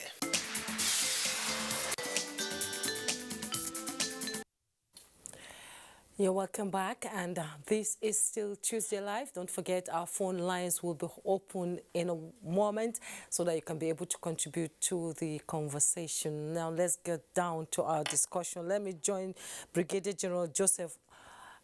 Brigadier General Joseph, some of the subnationals in Nigeria seem to be a little bit overwhelmed by the insecurity in the country, and most times we hear is the federal government.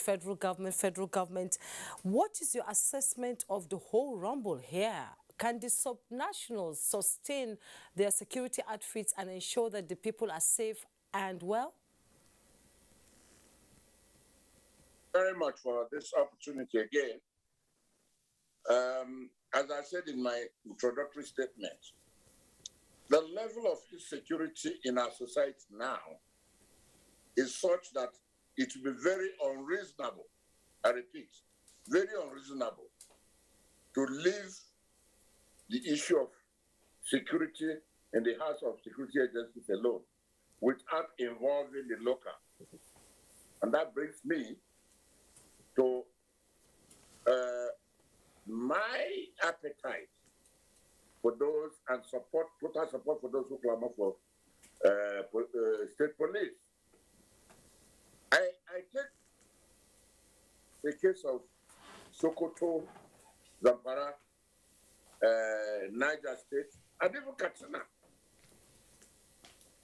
I do know, having grown up north myself and served there extensively, even albeit during the military regime, if we had the kind of native police authority that existed, that made things work, I don't think it would have been easy for people to cross the border, walk into anybody's farm or home, rustle the cattle, kill the people and move away. I'm using those ones as extreme cases. And ditto to all parts of Nigeria. Here in the southeast. Environment makes a man. I'm from the southeast. And I believe that calling your non-gunman or gunman or whether you know or not, it's not my business. But what I do know is if the state or the sub-nationals have a tab on the security issues in their environment, these things would not have gone the way they've gone. And I'm worried going forward because I keep wondering if the youths, I've never seen an old man involved in this kind of thing. I'm an old man myself.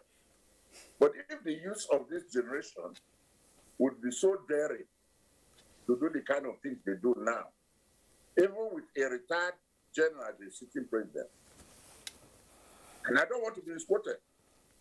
Tomorrow now the press will say, I'm advocating for only military people. No. I'm saying that if they've been able to do the kind of things they did now, what happens when a civilian, we are civilians now, is in charge, who may not have that, if you will, damn it, go to hell. Give this, do this, because in politics I've noticed it. There's always the need, the tendency to please people because of the next election. No. And I think that the sooner the sub-nationals take responsibility for protecting us, instead of letting the police and the national or whatever, because the army has been overstretched. I pity these boys. Many of them, I really thank Honorable Baruch Adamu for at least making reference to that film he watched in 82 Division. Most people who died as soldiers died not for what they signed for or what their perception when they were joining the army, but doing the ordinary police work. And if we have state police, call it anything. If the state police is offending anybody, get it any name. All this question of you are forming this, you are forming that, blah, blah. It wouldn't be there. Because it's as good if you form, if you have Amateku today, or ESN, or whatever they have, call it in North now. It's as good as liberalizing this and getting state police and getting them armed like you have troopers in the US. We're trained there. They'll be armed. And security for the better there.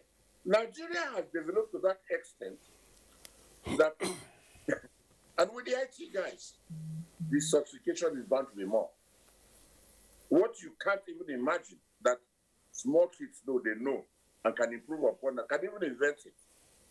So the sooner we start thinking about the sub-nationals taking responsibility for the state, for the safety of the people they govern, the better. I personally believe that police is over-centralized in this country, and I don't know any developed country that doesn't practice liberalization of security in terms of policing.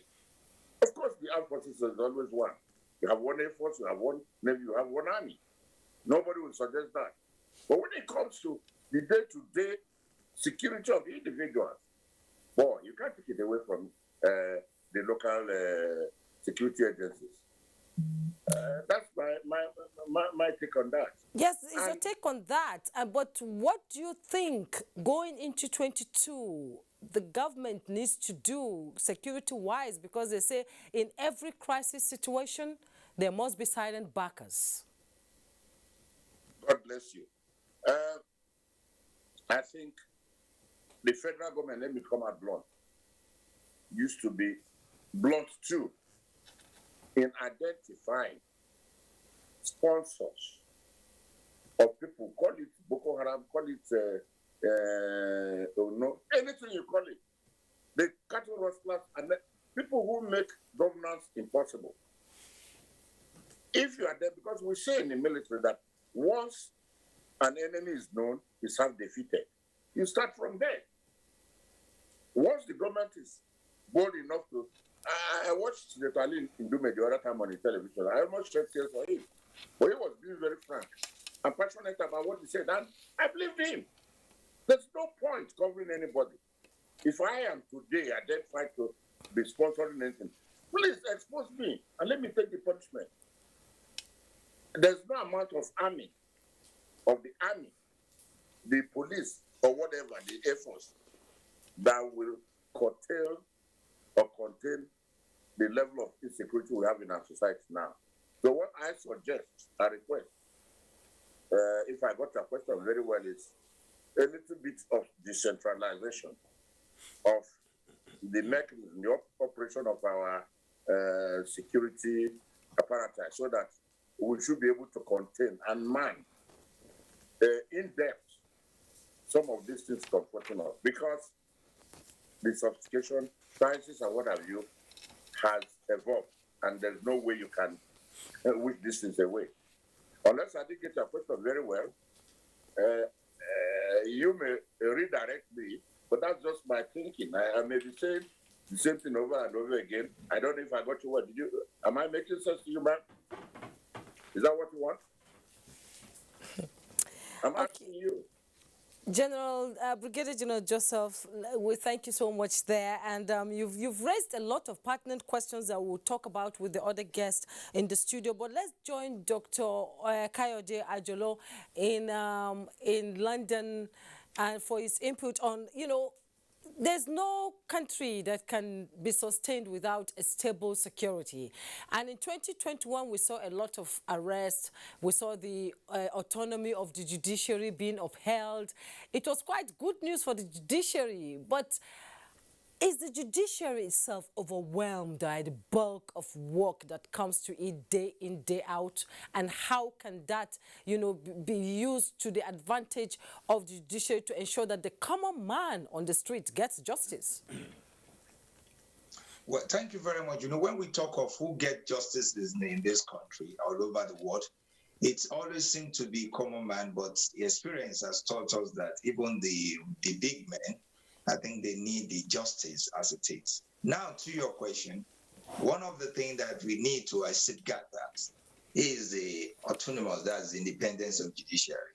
And I believe kudos must be given to the president, that is President Muhammadu Buhari, for passing this, for making the proclamation about the executive order in which he spells out the independence of judiciary and the legislature. Though the controversy still continues till today, by and large, our judiciary is yet to be independent. But I think there is need to interrogate that issue and to ensure that executive order is followed into two, because the essence of judiciary is until when it is independence, that is when we can now really have the feel of justice as it is.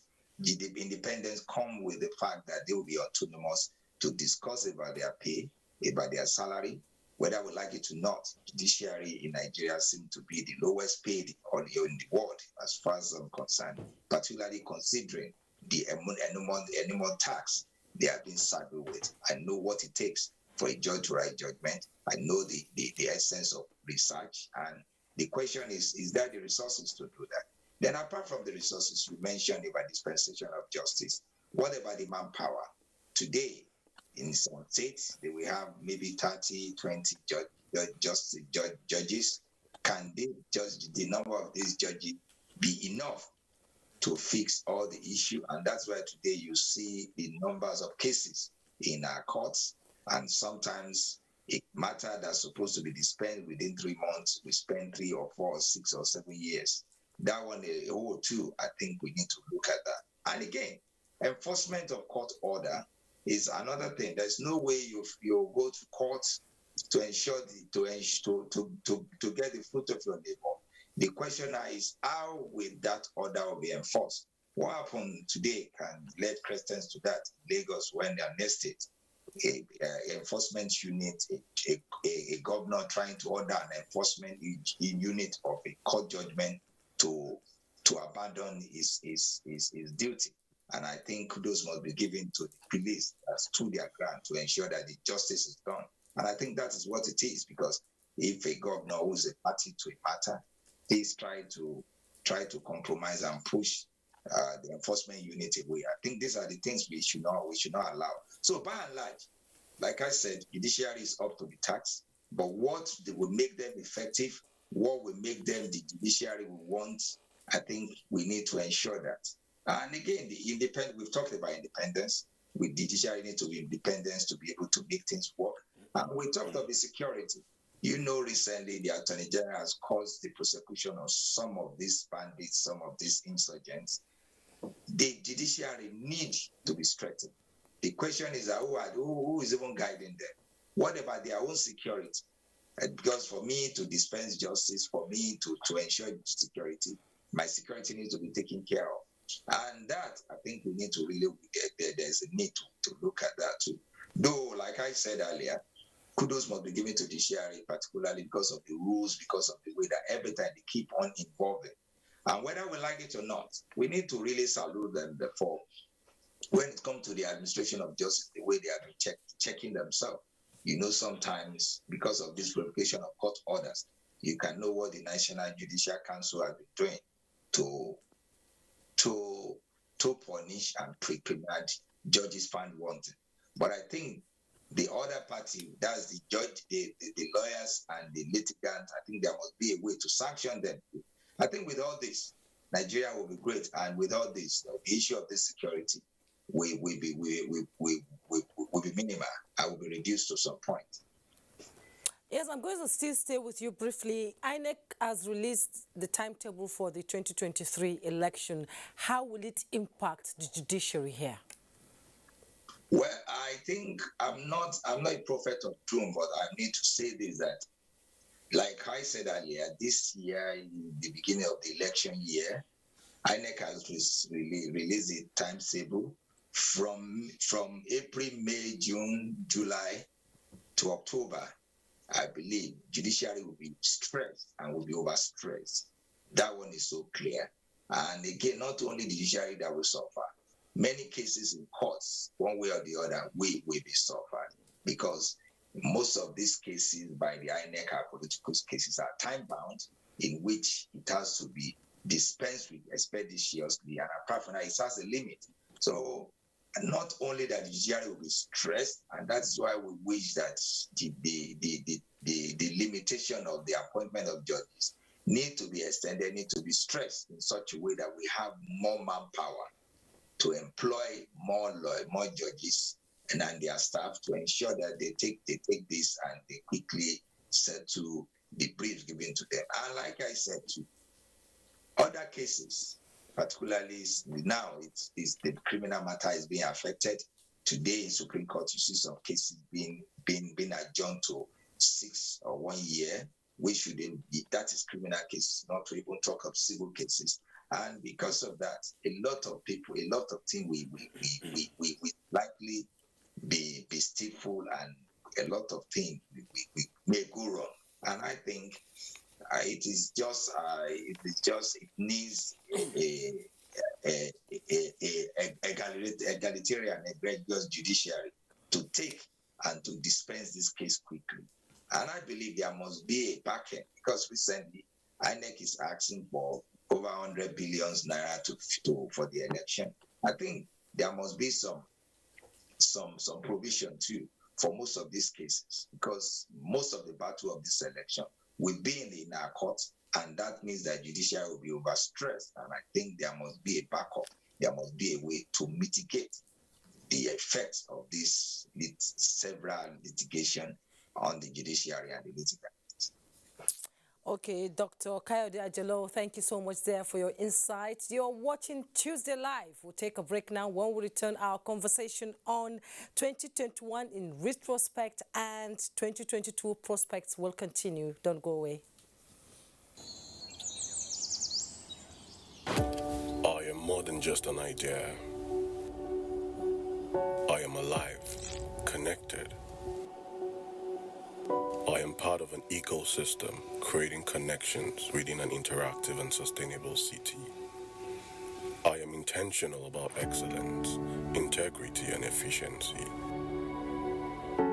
I am invested in building a sustainable future. I am committed to strategic partnerships and collaborations. I can be tough, and I can be tender. I take pride in delivering high standards. While there may be others, I am in a league of my own.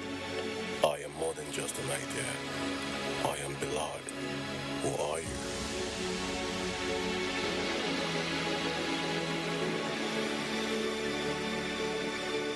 From the heart of the Federal Capital Territory to the ancient city of Kano, from the sprawling rooftops of Ibadan to the bustling markets of Aba and the creeks of the Niger Delta, you really can't beat the reach. Over the years, we have kept going, keeping you informed, educated, and entertained.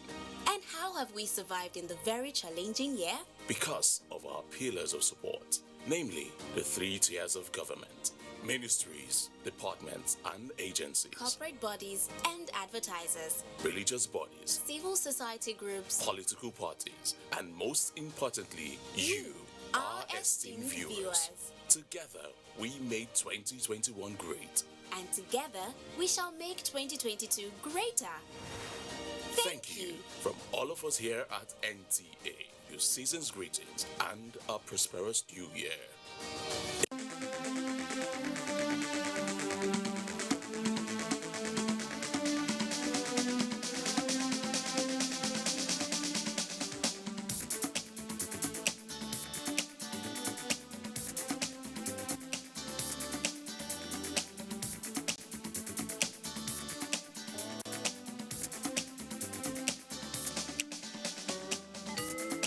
NTA Tuesday Live, a network issue-oriented innovation talk show.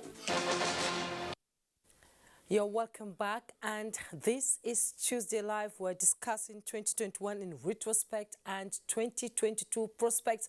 This is the time for our phone lines to be open, but remember, please, when you get through, tone down the volume of your device so that we can communicate and understand how we are trying, what you're trying to say, and how your message goes. So let's come back to the studio here, and I'll continue with Honorable Farouk Aliu. You're a businessman, a politician, an entrepreneur. You're an all-rounder. Let's look at the different social investment programs of the Buhari administration in 2021, keeping in mind the impact of the COVID-19 and how it affected Nigerians. How did it go? Was it a well-thought-out plan, or are Nigerians still not satisfied with it, or are they okay with it? As an entrepreneur and a businessman, did it impact Nigerians? Honestly, it did. Because you find out that in villages, including yours, yes, his, mine, all over the place, there are persons who get some stipend that never before has happened in this country before. Also, in terms of agriculture also, the government has done so much that loans were given. You know, I remember that it's an organization called RIFA, this Rice Farmers Association, that have given farmers from fertilizer to pesticides to seeds and seedlings and so on. And some of these things come free, honestly, you know, all in trying to cushion the effect of COVID. And the trader money of a thing, you know, the so many interventions that were done by Ministry of Humanitarian Affairs, Central Bank, NICEL, all over the place. So in every community in this country, there is that impact. But then, you know, this is a country of 200 million people. So, yes, it's not enough because of paucity of funds. The government has to do so many other things also. But to a larger extent, a lot of people have gotten so much, you know, to cushion the effect of the recession and the problem we have all over the world. Also, you find out that even, you know, when we talk about government, people just look at federal government. The state governments also have done their bit in every state, across party lines. Whichever state you go, you find out that the government also tries to, you know, reach out to the vulnerable people and so on and so forth. But the federal government has done more, certainly, because they have responsibility over virtually every part of this country. But honestly, I think the government has done enough, has done so much. Whether it is enough, I don't think it is enough because, as I said, 200 million people. Everybody is looking for, what to do and so on and so forth. But then also when we say government, you and I, all of us are government. Those in authority, the governors, the legislators and so on, they hold this thing, in trust on our behalf. So, like when it comes to security now, we keep blaming government. We, all of us also, need to continue to cooperate, to give information. Then the government, just like what you asked the general, I think the government needs to come out. We are tired of hearing sponsors of terrorism or banditry and so on. Nigerians are tired of hearing that. The government needs to come out clean.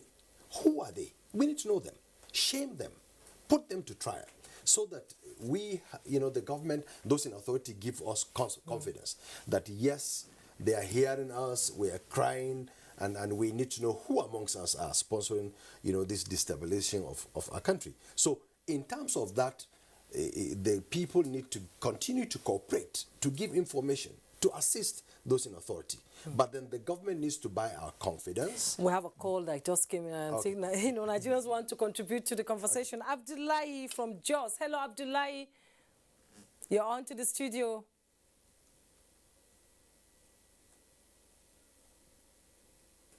Hello, Abdullahi. Can you hear me? Can you go ahead? Let's hear what you have to say.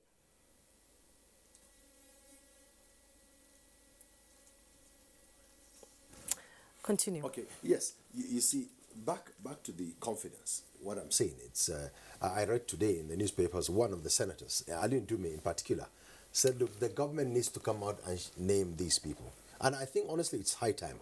We can see the security agencies keep parading. Those are probably smaller thieves. Smaller bandits. The real bandits are probably living amongst us, because the government needs to go further to find out these monies that the kidnappers collect. These monies are not spent in the bush. They are spent in the cities, which means our security agencies, our intelligence agencies need to come out with where are these monies taken to, so that a big man or a big woman, somebody way up there, will be shown to the public that, look, Mr. A, Alhaji B, and so on are part of this gang. And the government should come heavy on that kind of person, so that it will be deterrent. So that when the government does that kind of a thing, you will probably have a think. And so that also those brothers and sisters in the, who are committing this crime all over the place will probably see that, look, there is no gain in doing this thing to your kith and kin. We have another call here coming in. Callistus from Imo State. Can you hear me, Callistus? Go ahead. Hello? Hello, Callistus. Go ahead.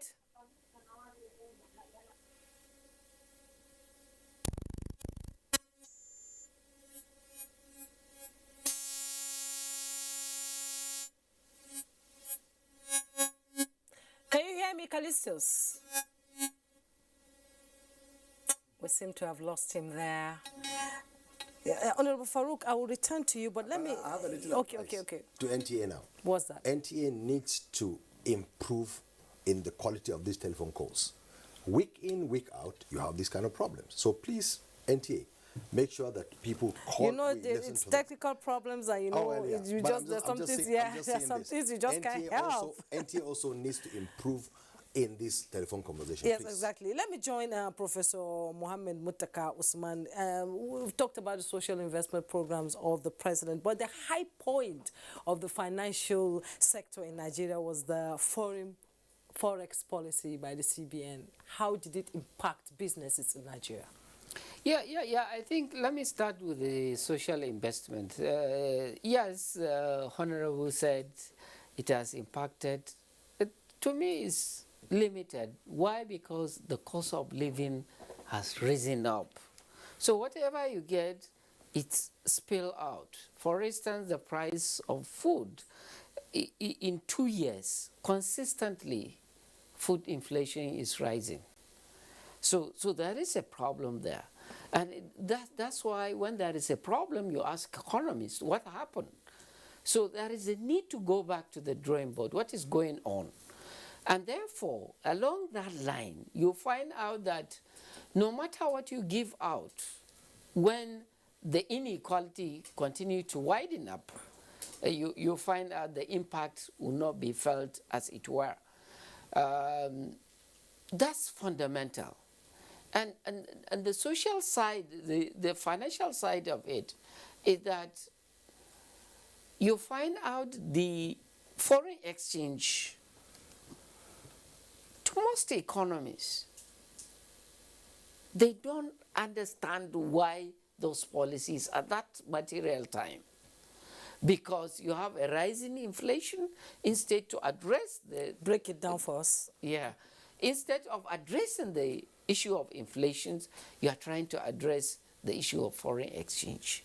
And therefore, abrogating the inflationary pressures in the economy. And you lost also on the forest market. And that's fundamental because most of your production sector is down. Because what you take is mostly imported. So the demand pressure on the foreign exchange is high. And therefore, that's, and coupled with the fact that there is a lot of debt overhang. I need to cut you now, I'll get back to you, but we have Callistus from Owerri. Callistus, go ahead. Can you hear me? Hello, Callistus, can you hear me? I think we lost the call. Please continue. What I'm saying is that since 1986, the World Bank has been saying that our currency has been overvalued. After 2021, they are still telling us that our currency is overvalued. Just because, maybe because of the debt overhang that is in our neck. So one of the things I think the new economic advisor that was appointed should look at those issues vis-a-vis the country itself as a spring nation. What do we expect? Because the high cost of living, no matter what you are going to do, without addressing that high cost of living, the impact will not be felt. Is our economy dollarized? Yeah, it's dollarized because if it's not even, it is only in Nigeria you can use dollar as a legal tender in Nigeria. Well, dollar is not a legal tender in Nigeria. But there are some payments they will ask you, you have to make it in dollars. So all those things need to be put into perspective. Michael from Mina is calling. Michael, can you hear me? Go ahead. Hello, Michael. Can you hear me? Go ahead. Yeah, good evening. Good evening. Very hear you loud and clear. Go ahead. Please, just want to go on this under security we talk about. Go on. I'm one of among sergeants, Nigeria police. What we are facing in terms of operation is very, very bad. I myself am speaking with you, I have dismissed 2 months ago. They attack us at Gudiba. I speak on no feeding, no allowance. They just dismiss me. Now, how can we, if not the patient of God, me that can operate rifle, and again, I will not see John Boko Haram or Fulani X-Men. And again, while I'm talking this, I came to Berekete family to table this my issue. We need ID one-on-one. I show him the video I speak on. He said, why I show the video on Facebook? I said, what I say in Facebook is West here. But even the day they kill peace among of us, I kill knowledge that sees Boko Haram. But today I'm in my house. We seem to have lost that phone call. Let's go back to Brigadier General Joseph in Enugu. Brigadier General Joseph, you are a former military officer, and now you're into politics. You are gearing up, I believe, for a political career yourself, and the security situation in Nigeria has sort of got improved. It is improving and it's getting better. But let's look at from the scenario of the Anambra election, you know, towards the end of 2021, as you know, it was like a guinea pig for testing a lot of things. And at a point, they even said that the election might not hold. So as from 2022 to 2023, do you think the security situation in that axis will improve for elections to take proper course and bring out a positive result at the end of 2023 after the elections? I don't know. Can you hear me very well? Yeah. Can you hear me now? I can hear you. I can hear you. Yeah, there seems to be a lot of interference from I think is it Ajulo or somebody, because I wasn't getting your question. What I'm trying to say is, as a security expert and now a politician, how would you rate, you know, the political sphere from 2022 going to 2023? How? Hello? Can you hear me? No, not quite. I'm saying you're moving from the security sphere to the political landscape. How do you think 2022 politically, as a security expert yourself and as a politician, how do you think it's going to play out? Oh, okay. Yes. Honestly, permit me to say that whether it's the economy or whatever you call it, everything revolves on security. Because I am not too sure you can achieve much under insecurity. Even when you want to do the campaigns and you can't go and sell your idea to the electorate because you could be kidnapped or attacked or anything. So unless and until this security situation is brought at least reasonably under control, you can't predict who is even your adversary, except to say that if you're an APC, this man is in PDP.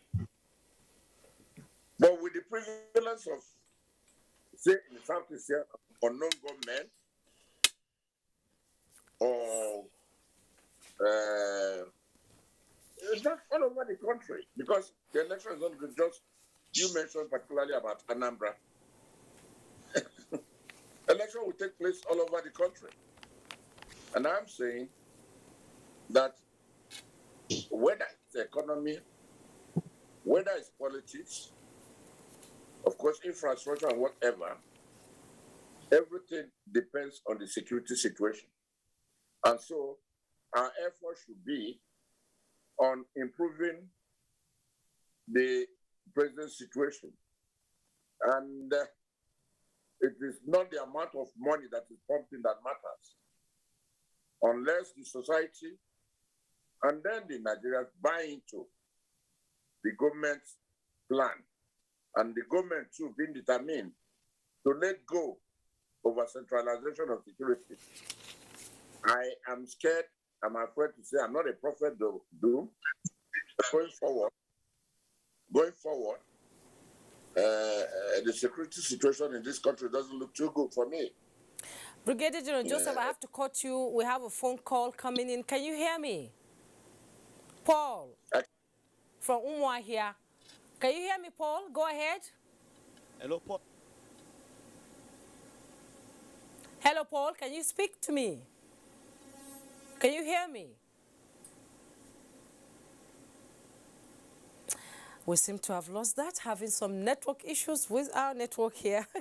Let's continue. Let me join Dr. Kayode Ajulo. And, you know, you've been you've been listening to this conversation and you've been listening to our guests here in the studio talking about security, talking about the economy, talking about politics, talking about so many things. And I cannot just allow you to just talk about the judiciary. Let's have your take on how you think 2021 will be like in terms of both economy, both security, and of course, we can't leave out politics. Well, thank you very much. Thank you very much. Let me pick from what the last speakers mentioned, that is the general, on the issue of security. I think the truth needs to be told.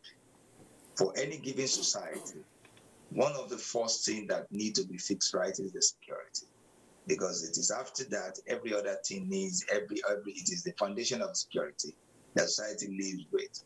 And I think I need to say this, that the government, everything lies squarely on the government, in the sense that for every given government, one thing that matters most is the government having monopoly on violence. And what I mean by that is that the government needs to have the capacity to contain any issue of insecurity. And if the truth must be told, that is one of the functions of government. That is why you see that the Constitution of Nigeria talks about government ensuring the security and welfare of the people, security of life and property, then the issue of welfare. And I believe Nigerian government, particularly in the area of security, need to do more. It is the duty of the government to reassure the country, to reassure its people that at all times, the security of the people will be paramount and will be fixed. And I believe after that, that is when we can now be talking. And I think the essence of why we are talking this evening is because Abuja is secured, is because we are at peace to discuss the issue. And at that point, we need to say that. And it gave back to the trade and economy and whatsoever it is. And mind you, our court, that's the Apex Court, has even realized that in the case of Asari Lukubu and federal government, in which the courts mention that it is when one's issue of national security is affected, every other issue can be laid to rest. Mind you, who determines national security here is not the state apparatus, but the judiciary itself. That is the issue of rule of law. We determine what to be done at all times. So as it is, that is what we need that need to be fixed. And I want to believe that when we are talking of the prospect of 2021 and 2022, one of the things that we cannot take away from Nigeria is that irrespective of the use and cries they allow about the issue of security, Nigeria still remains one. We still have united Nigeria, irrespective of our challenges. And I think that is one of the things we need to laugh on. That is one of the things we need to hold so there, to now look back. How have we been able to do it, irrespective of all this problem? If we can still do it today, I think we can still do more. And I think that is why indeed, I want to call on Dr. Kayode, Nigeria is a resilient nation and can stand against any adversity coming its way. We have a caller, Ibrahim from Abuja. Can you hear me, Ibrahim? Go ahead. I can hear you loud and clear. Let's hear you. Yes, good evening. I want to just go straight to the point. I am speaking regarding a village known as Bagana, precisely in Kogi State, Omala local government. The world is hearing me now. The country is hearing me now. Nobody will say he is not hearing and he has not heard about Bagana today, as at now. Bagana for the past 3 months has been under siege. Some gang of persons, in collaboration with a few persons within that community, has decided to send away the community, sack the community completely, and have been coming to attack the indigenous of that land. They want to destroy the whole place. The state government, I am very sure, is aware. People in the federal authorities are aware. But there are powers that be that have agreed that that place should be destroyed just for their own selfish interest. Whatever the interest they have is only God that knows. But it's God that has put us on that land, the land of Ututubatu, our ancestral land. a place that has been there as old as Igala land. That is the first settlement of Igala. But as I speak with you now, people have been sacked from that community. And people in authority know who are behind what is happening there. They have refused to take a position as regards Bagana. The courts have settled all the issues pertaining that land. But people are shying away from taking responsibilities. Fulanis have been invited to sack the community to kill people in that land. People are being hired to come and kill people in that land. The government is fully aware, and they are just looking and shying away from what is happening there because there are powers that are behind what is happening. And that is what is happening in this country. We keep saying that government is trying, but they need to. Ibrahim, I believe you've made your point, and I know that these allegations will be verified and will be investigated, and the relevant authorities will definitely take action, as this government has said that they will leave nobody behind and they will ensure that everybody gets adequate security. We have reports also from states, that we have to bring into the program, and we're taking the there's the third report actually from Kaduna by Haruna Muhammad. Let's take a listen. The year under review has been a turning point for Kaduna State in so many fronts, as it witnessed gains and minuses. Infrastructure is one major area the state is holding a signpost of progress. Federal government was able to step up the reconstruction of Abuja-Kaduna-Kano highway. Sizable percentage of the portions of the dual carriageway has been completed, while work is ongoing steadily on the remaining parts, in addition to the ongoing construction of Kaduna Eastern Bypass. The weather is friendly. The contractor has been paid, so everything is working well, and we believe that all this vehicle will achieve what we have planned to achieve in good time. When we look at the area of rail transportation systems, we have spent a lot of billions of dollars there, and it has yielded result.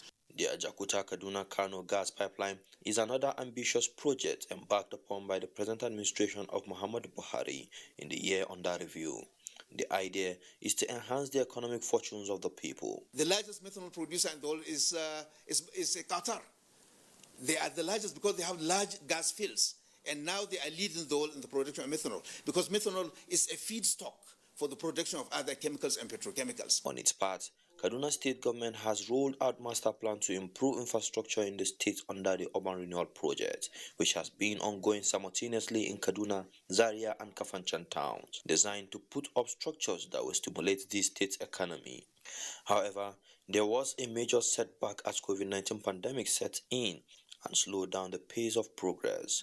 Governments at all levels were able to surmount the challenges. While contending with this monster, government was confronted with the new trend of criminality involving kidnapping and banditry in some parts of the northwest geopolitical zone. Kaduna is among the states affected. The good news is that security apparatus are dealing with the emerging security threats. And when communication was reduced to the minimum, you find out that even the issue about kidnapping reduced to a certain level. The issue of security, yes, they have tried to their own possible best, and I urge them to redouble their effort so that we go back to a zero level of security, and Nigerians will sleep. Both Kaduna State people will sleep with their two eyes closed, and as well as Nigerians will also sleep with their two eyes.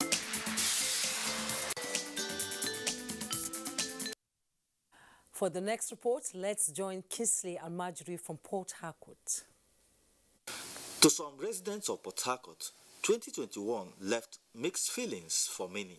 The high cost of living and the attendant impact on many families are some concerns they wouldn't want to go through this year.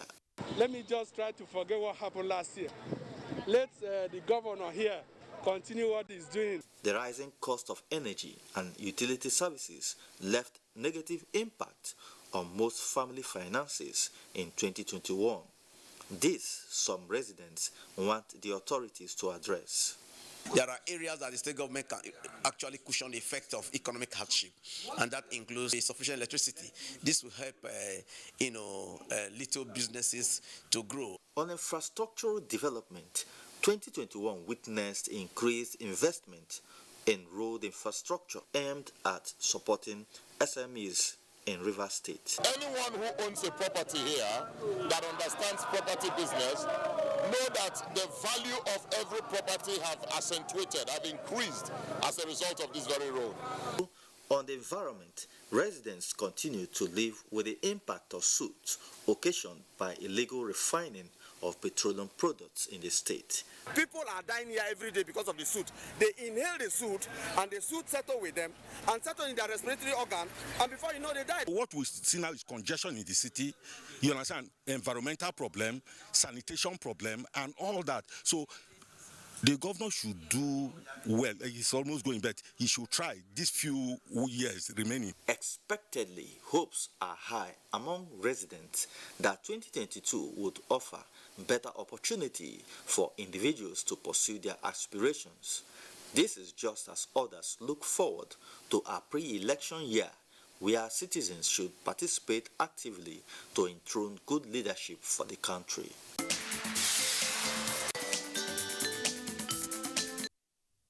Thank you, Kingsley Majuri. Honorable Farouk, from the phone calls we got, win some, lose some. Of course, we must have criticism. But like you said earlier, government cannot do it alone. The people also have to contribute.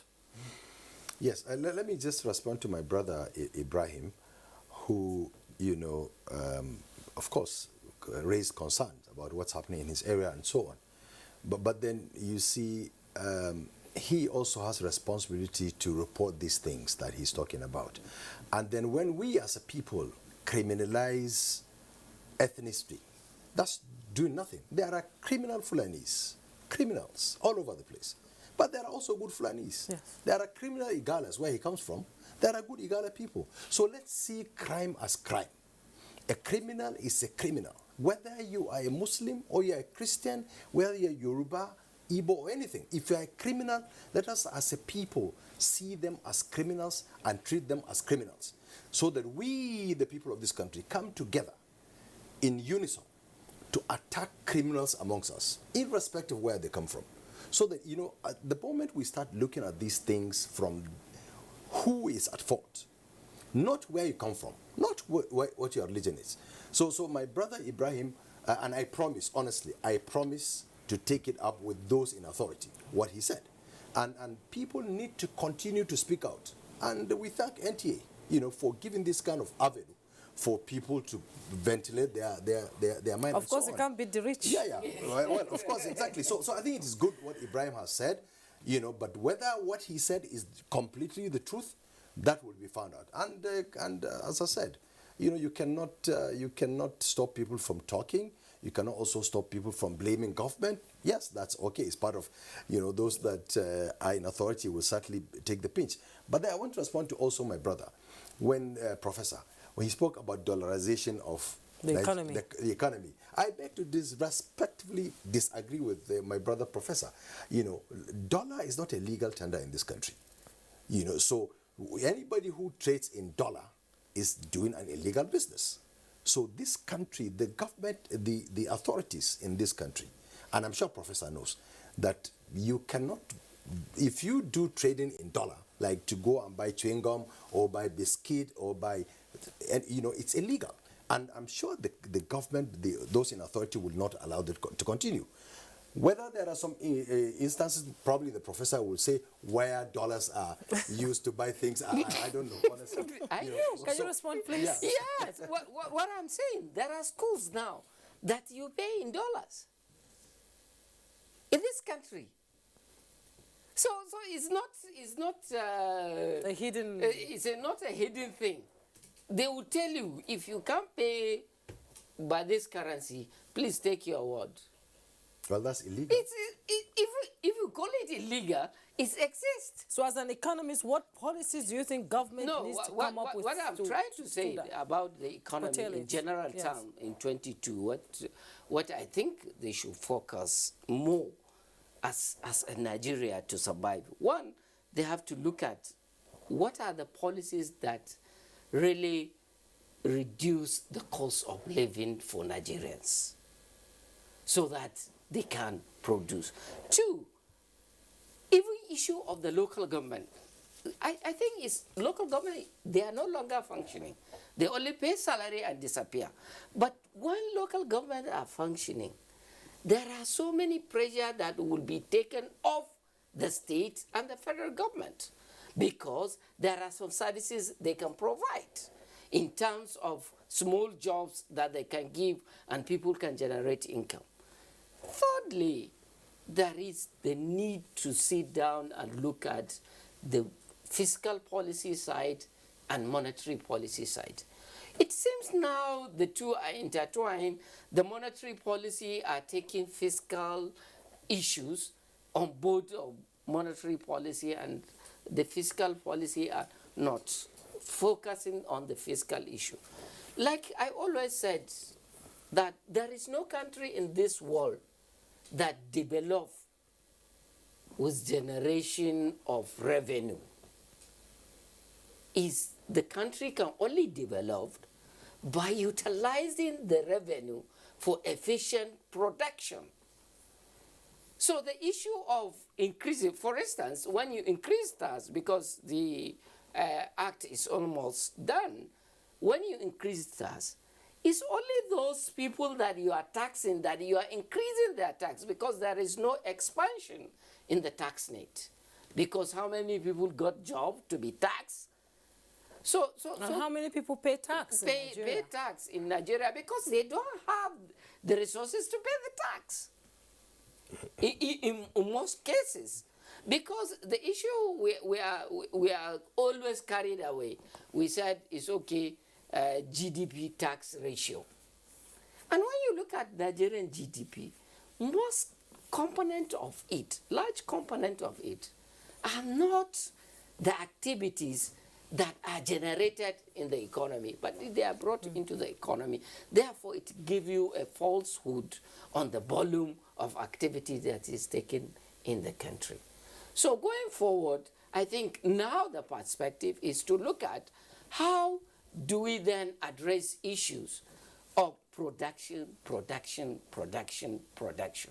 Because when you are producing, you will be able to engage more people, income will go round, and people will purchase from the products that are produced. So it is only when people can purchase your product, then you can continue to produce, and you have to employ more people to meet the demand. So these are issues that I think going forward in 2022 must be looked into. And like I said, by the appointment of Chief Economic Advisor now, he can coordinate those activities very well. And standardization of products too needs to come into play. Yeah, it did, because we need to go to the international market because of African common market. So therefore, all these will produce. Like what my brother said, Dangote and Boa are making bricks of profit. In fact, you will be surprised that the banks are declaring huge profit. Yeah. But you can't feel it. You can't feel it in the economy. You can't touch it. You can't even see it. When you go out, you see the poverty facing you. So I think these are the issues that we will address in 2022. In 2022. And there are so many ways to do that. For instance, if even the issue of money they call endowment account, the regulator need to look at those money. That's why I think the financial system need to be scrutinized well to get out, because the issues at the financial sector is very fundamental, because you can't finance investment without those kinds of institutions. So I think the economic advisor has a lot on his plate. Indeed, indeed. It comes too late. We still have 15 months to go. Better late than never. Won't you say that? Let's jump Brigadier General Joseph in Enugu. You had our callers speak about insecurity. It still comes down to the subnationals and how they are handling security in their states. Let's have your take on that, you know, and how the subnationals in 2022 can ensure that these issues are addressed properly.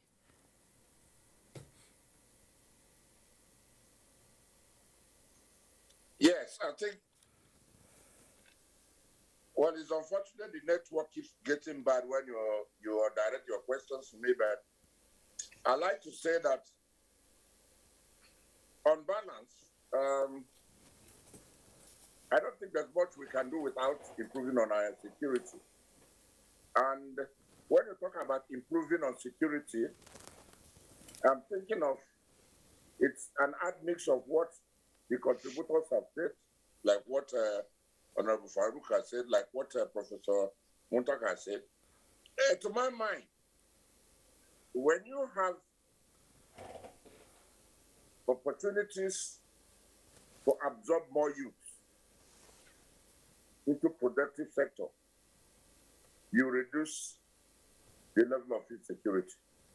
And the way to go, from my layman's point of view, is industrialization, industrialization, industrialization. We must give it to the present government and President Buhari that the infrastructure is providing a lot of jobs for our youth. And that has reduced the level of insecurity.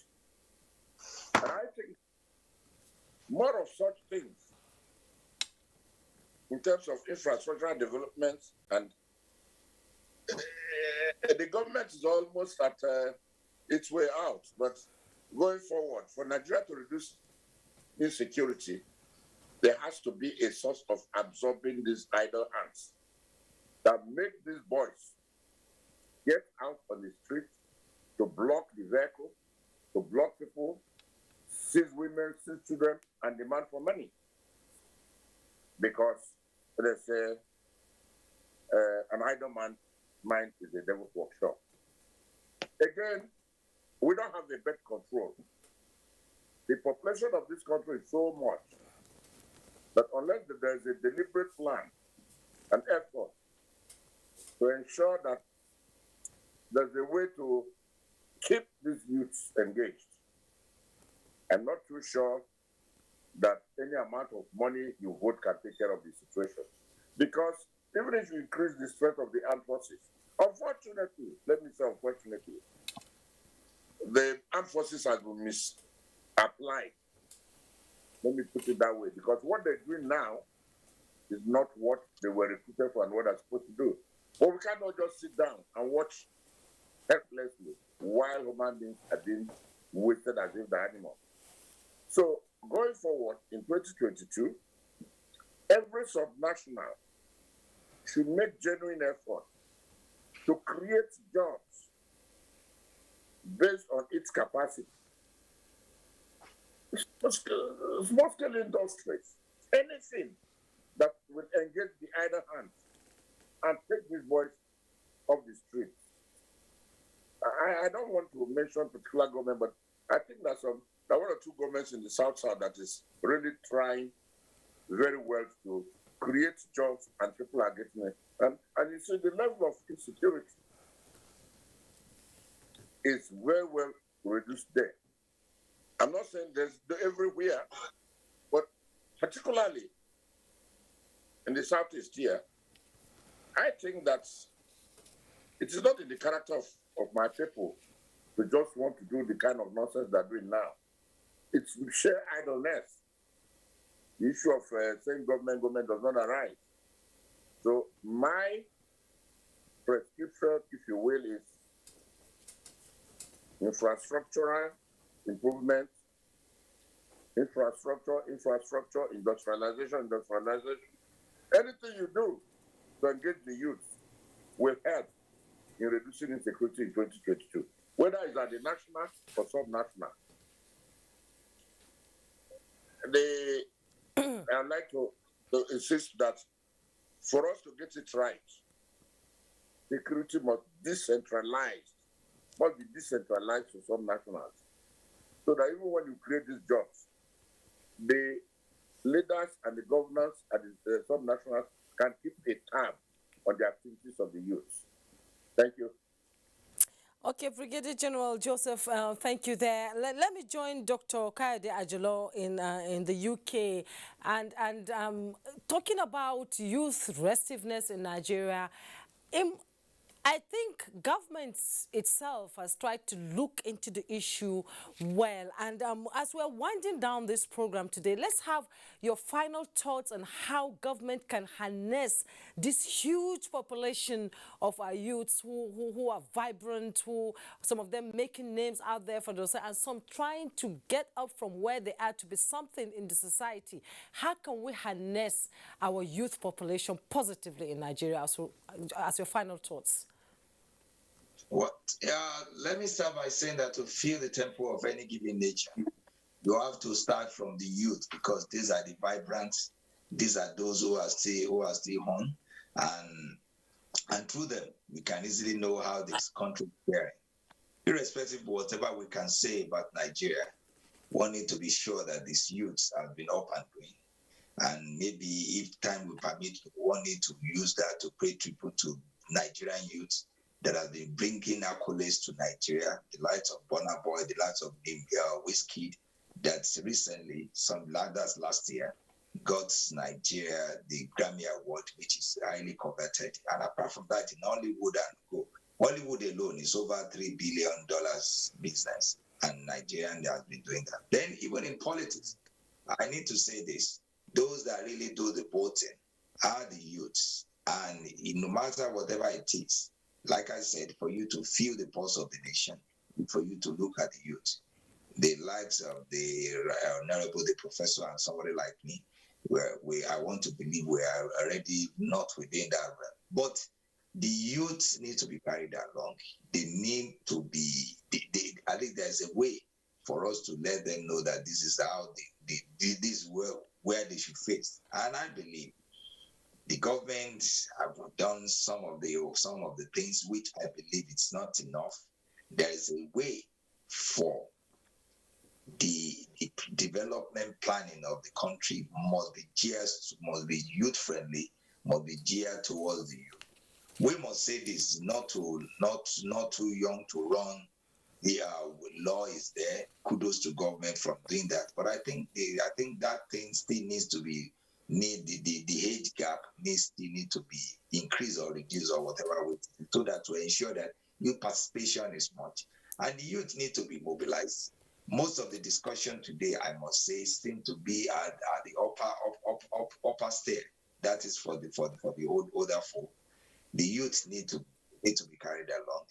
There are supposed to be some programs that we, one way or the other, we focus at the youth, because at the end of the day, it's basically youth that will fix this. Even in security, we are talking about the number of those in the army, in our security forces. They are youth.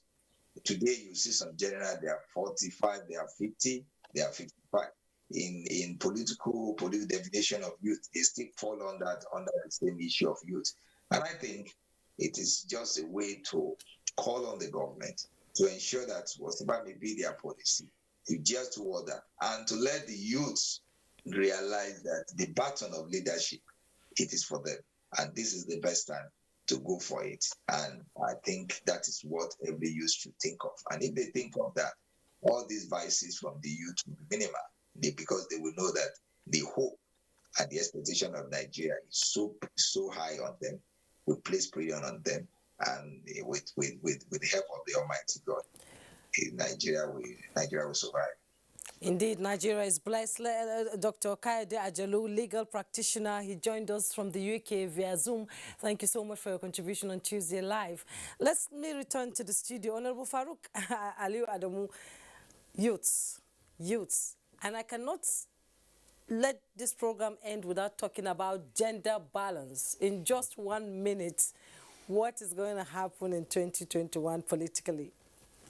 Well, gender balance, you could see that all the parties are trying as much as possible to go for the women and so on. So we hope the women will tag along. And I saw one of the leaders, women in politics, the chairperson, was saying that waiving fees are not enough, that we should borrow a leaf from, I think, Rwanda, also where more than half of the leaders there are women. But we're going to get there, honestly. And both parties, all the parties in this country, are trying as much as possible to involve women in it.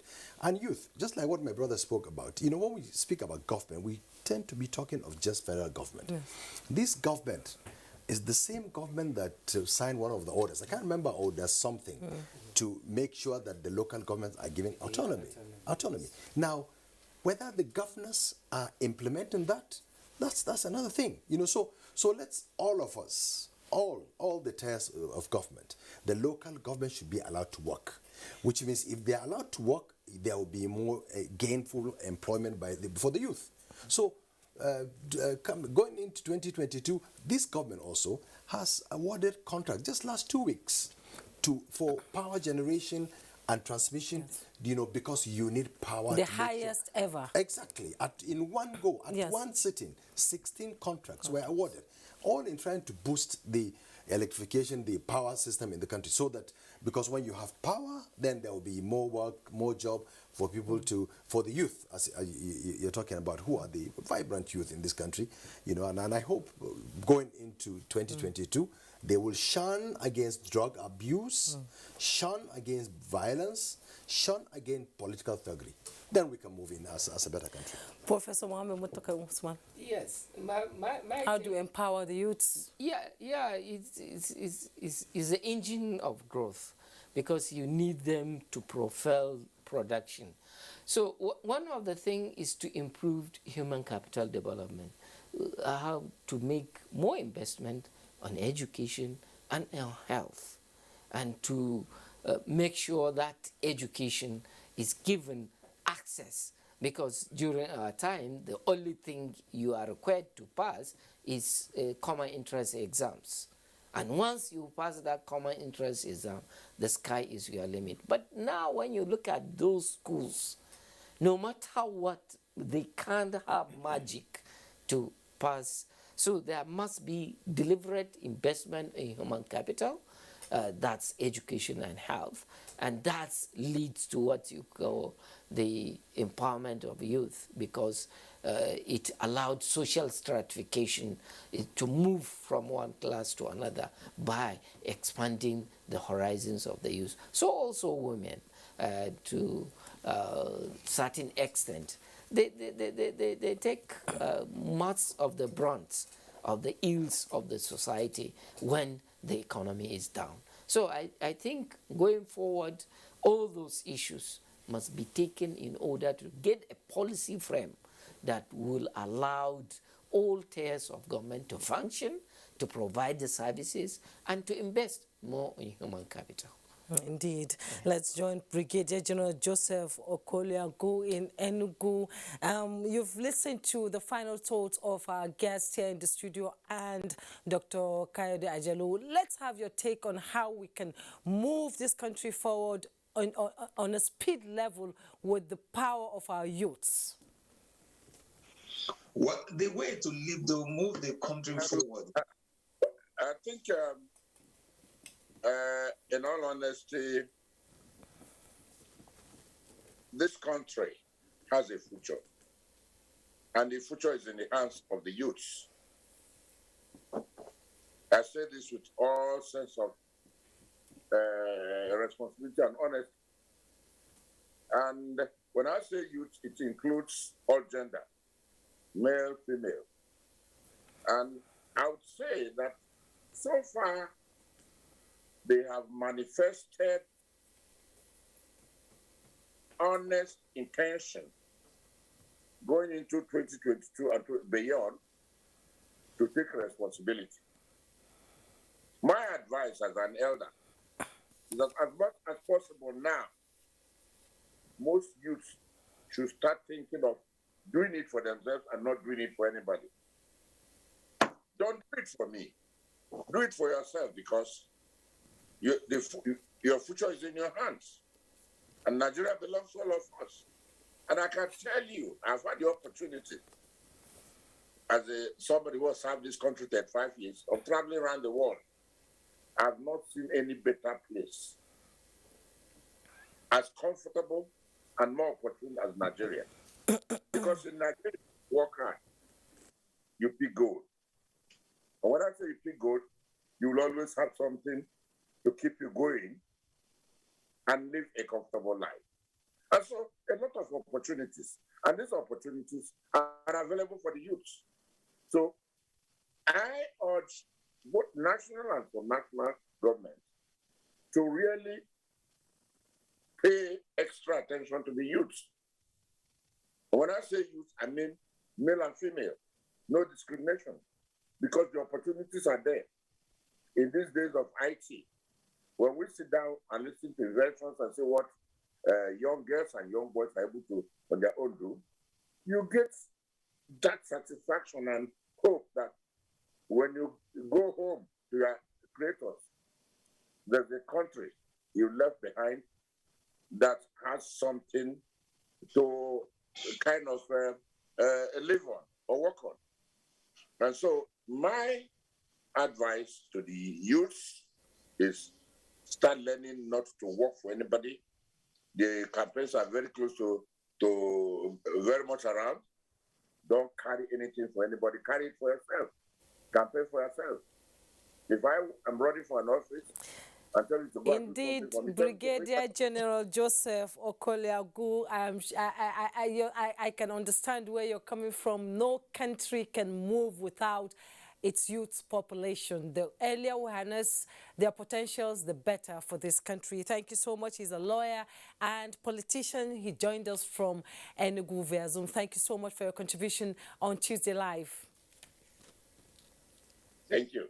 Thank you. Back here in the studio, Honorable Farouk Aliu Adamu, former Minority Leader, House of Representatives, a farmer and a businessman and a politician. Thank you so much for coming on Tuesday Live. Thank you so much. As always, a pleasure to have you join us. Thank you. And Professor Mohammed Muttaka Usman, he's from the Department of Economics at Ahmadu Bello University, Zaria. Thank you so much for your input. Thank you. Especially on the financial status. It's a pleasure. You're welcome. Thank you so much. Thank you. And that's Tuesday Live for tonight. Thank you so much for watching. Stay safe. Remember to take your vaccination as at when due and observe all non-pharmaceutical protocols. And don't forget to join NTA in the fight against rape and rapists. I am Jumma Yusuf.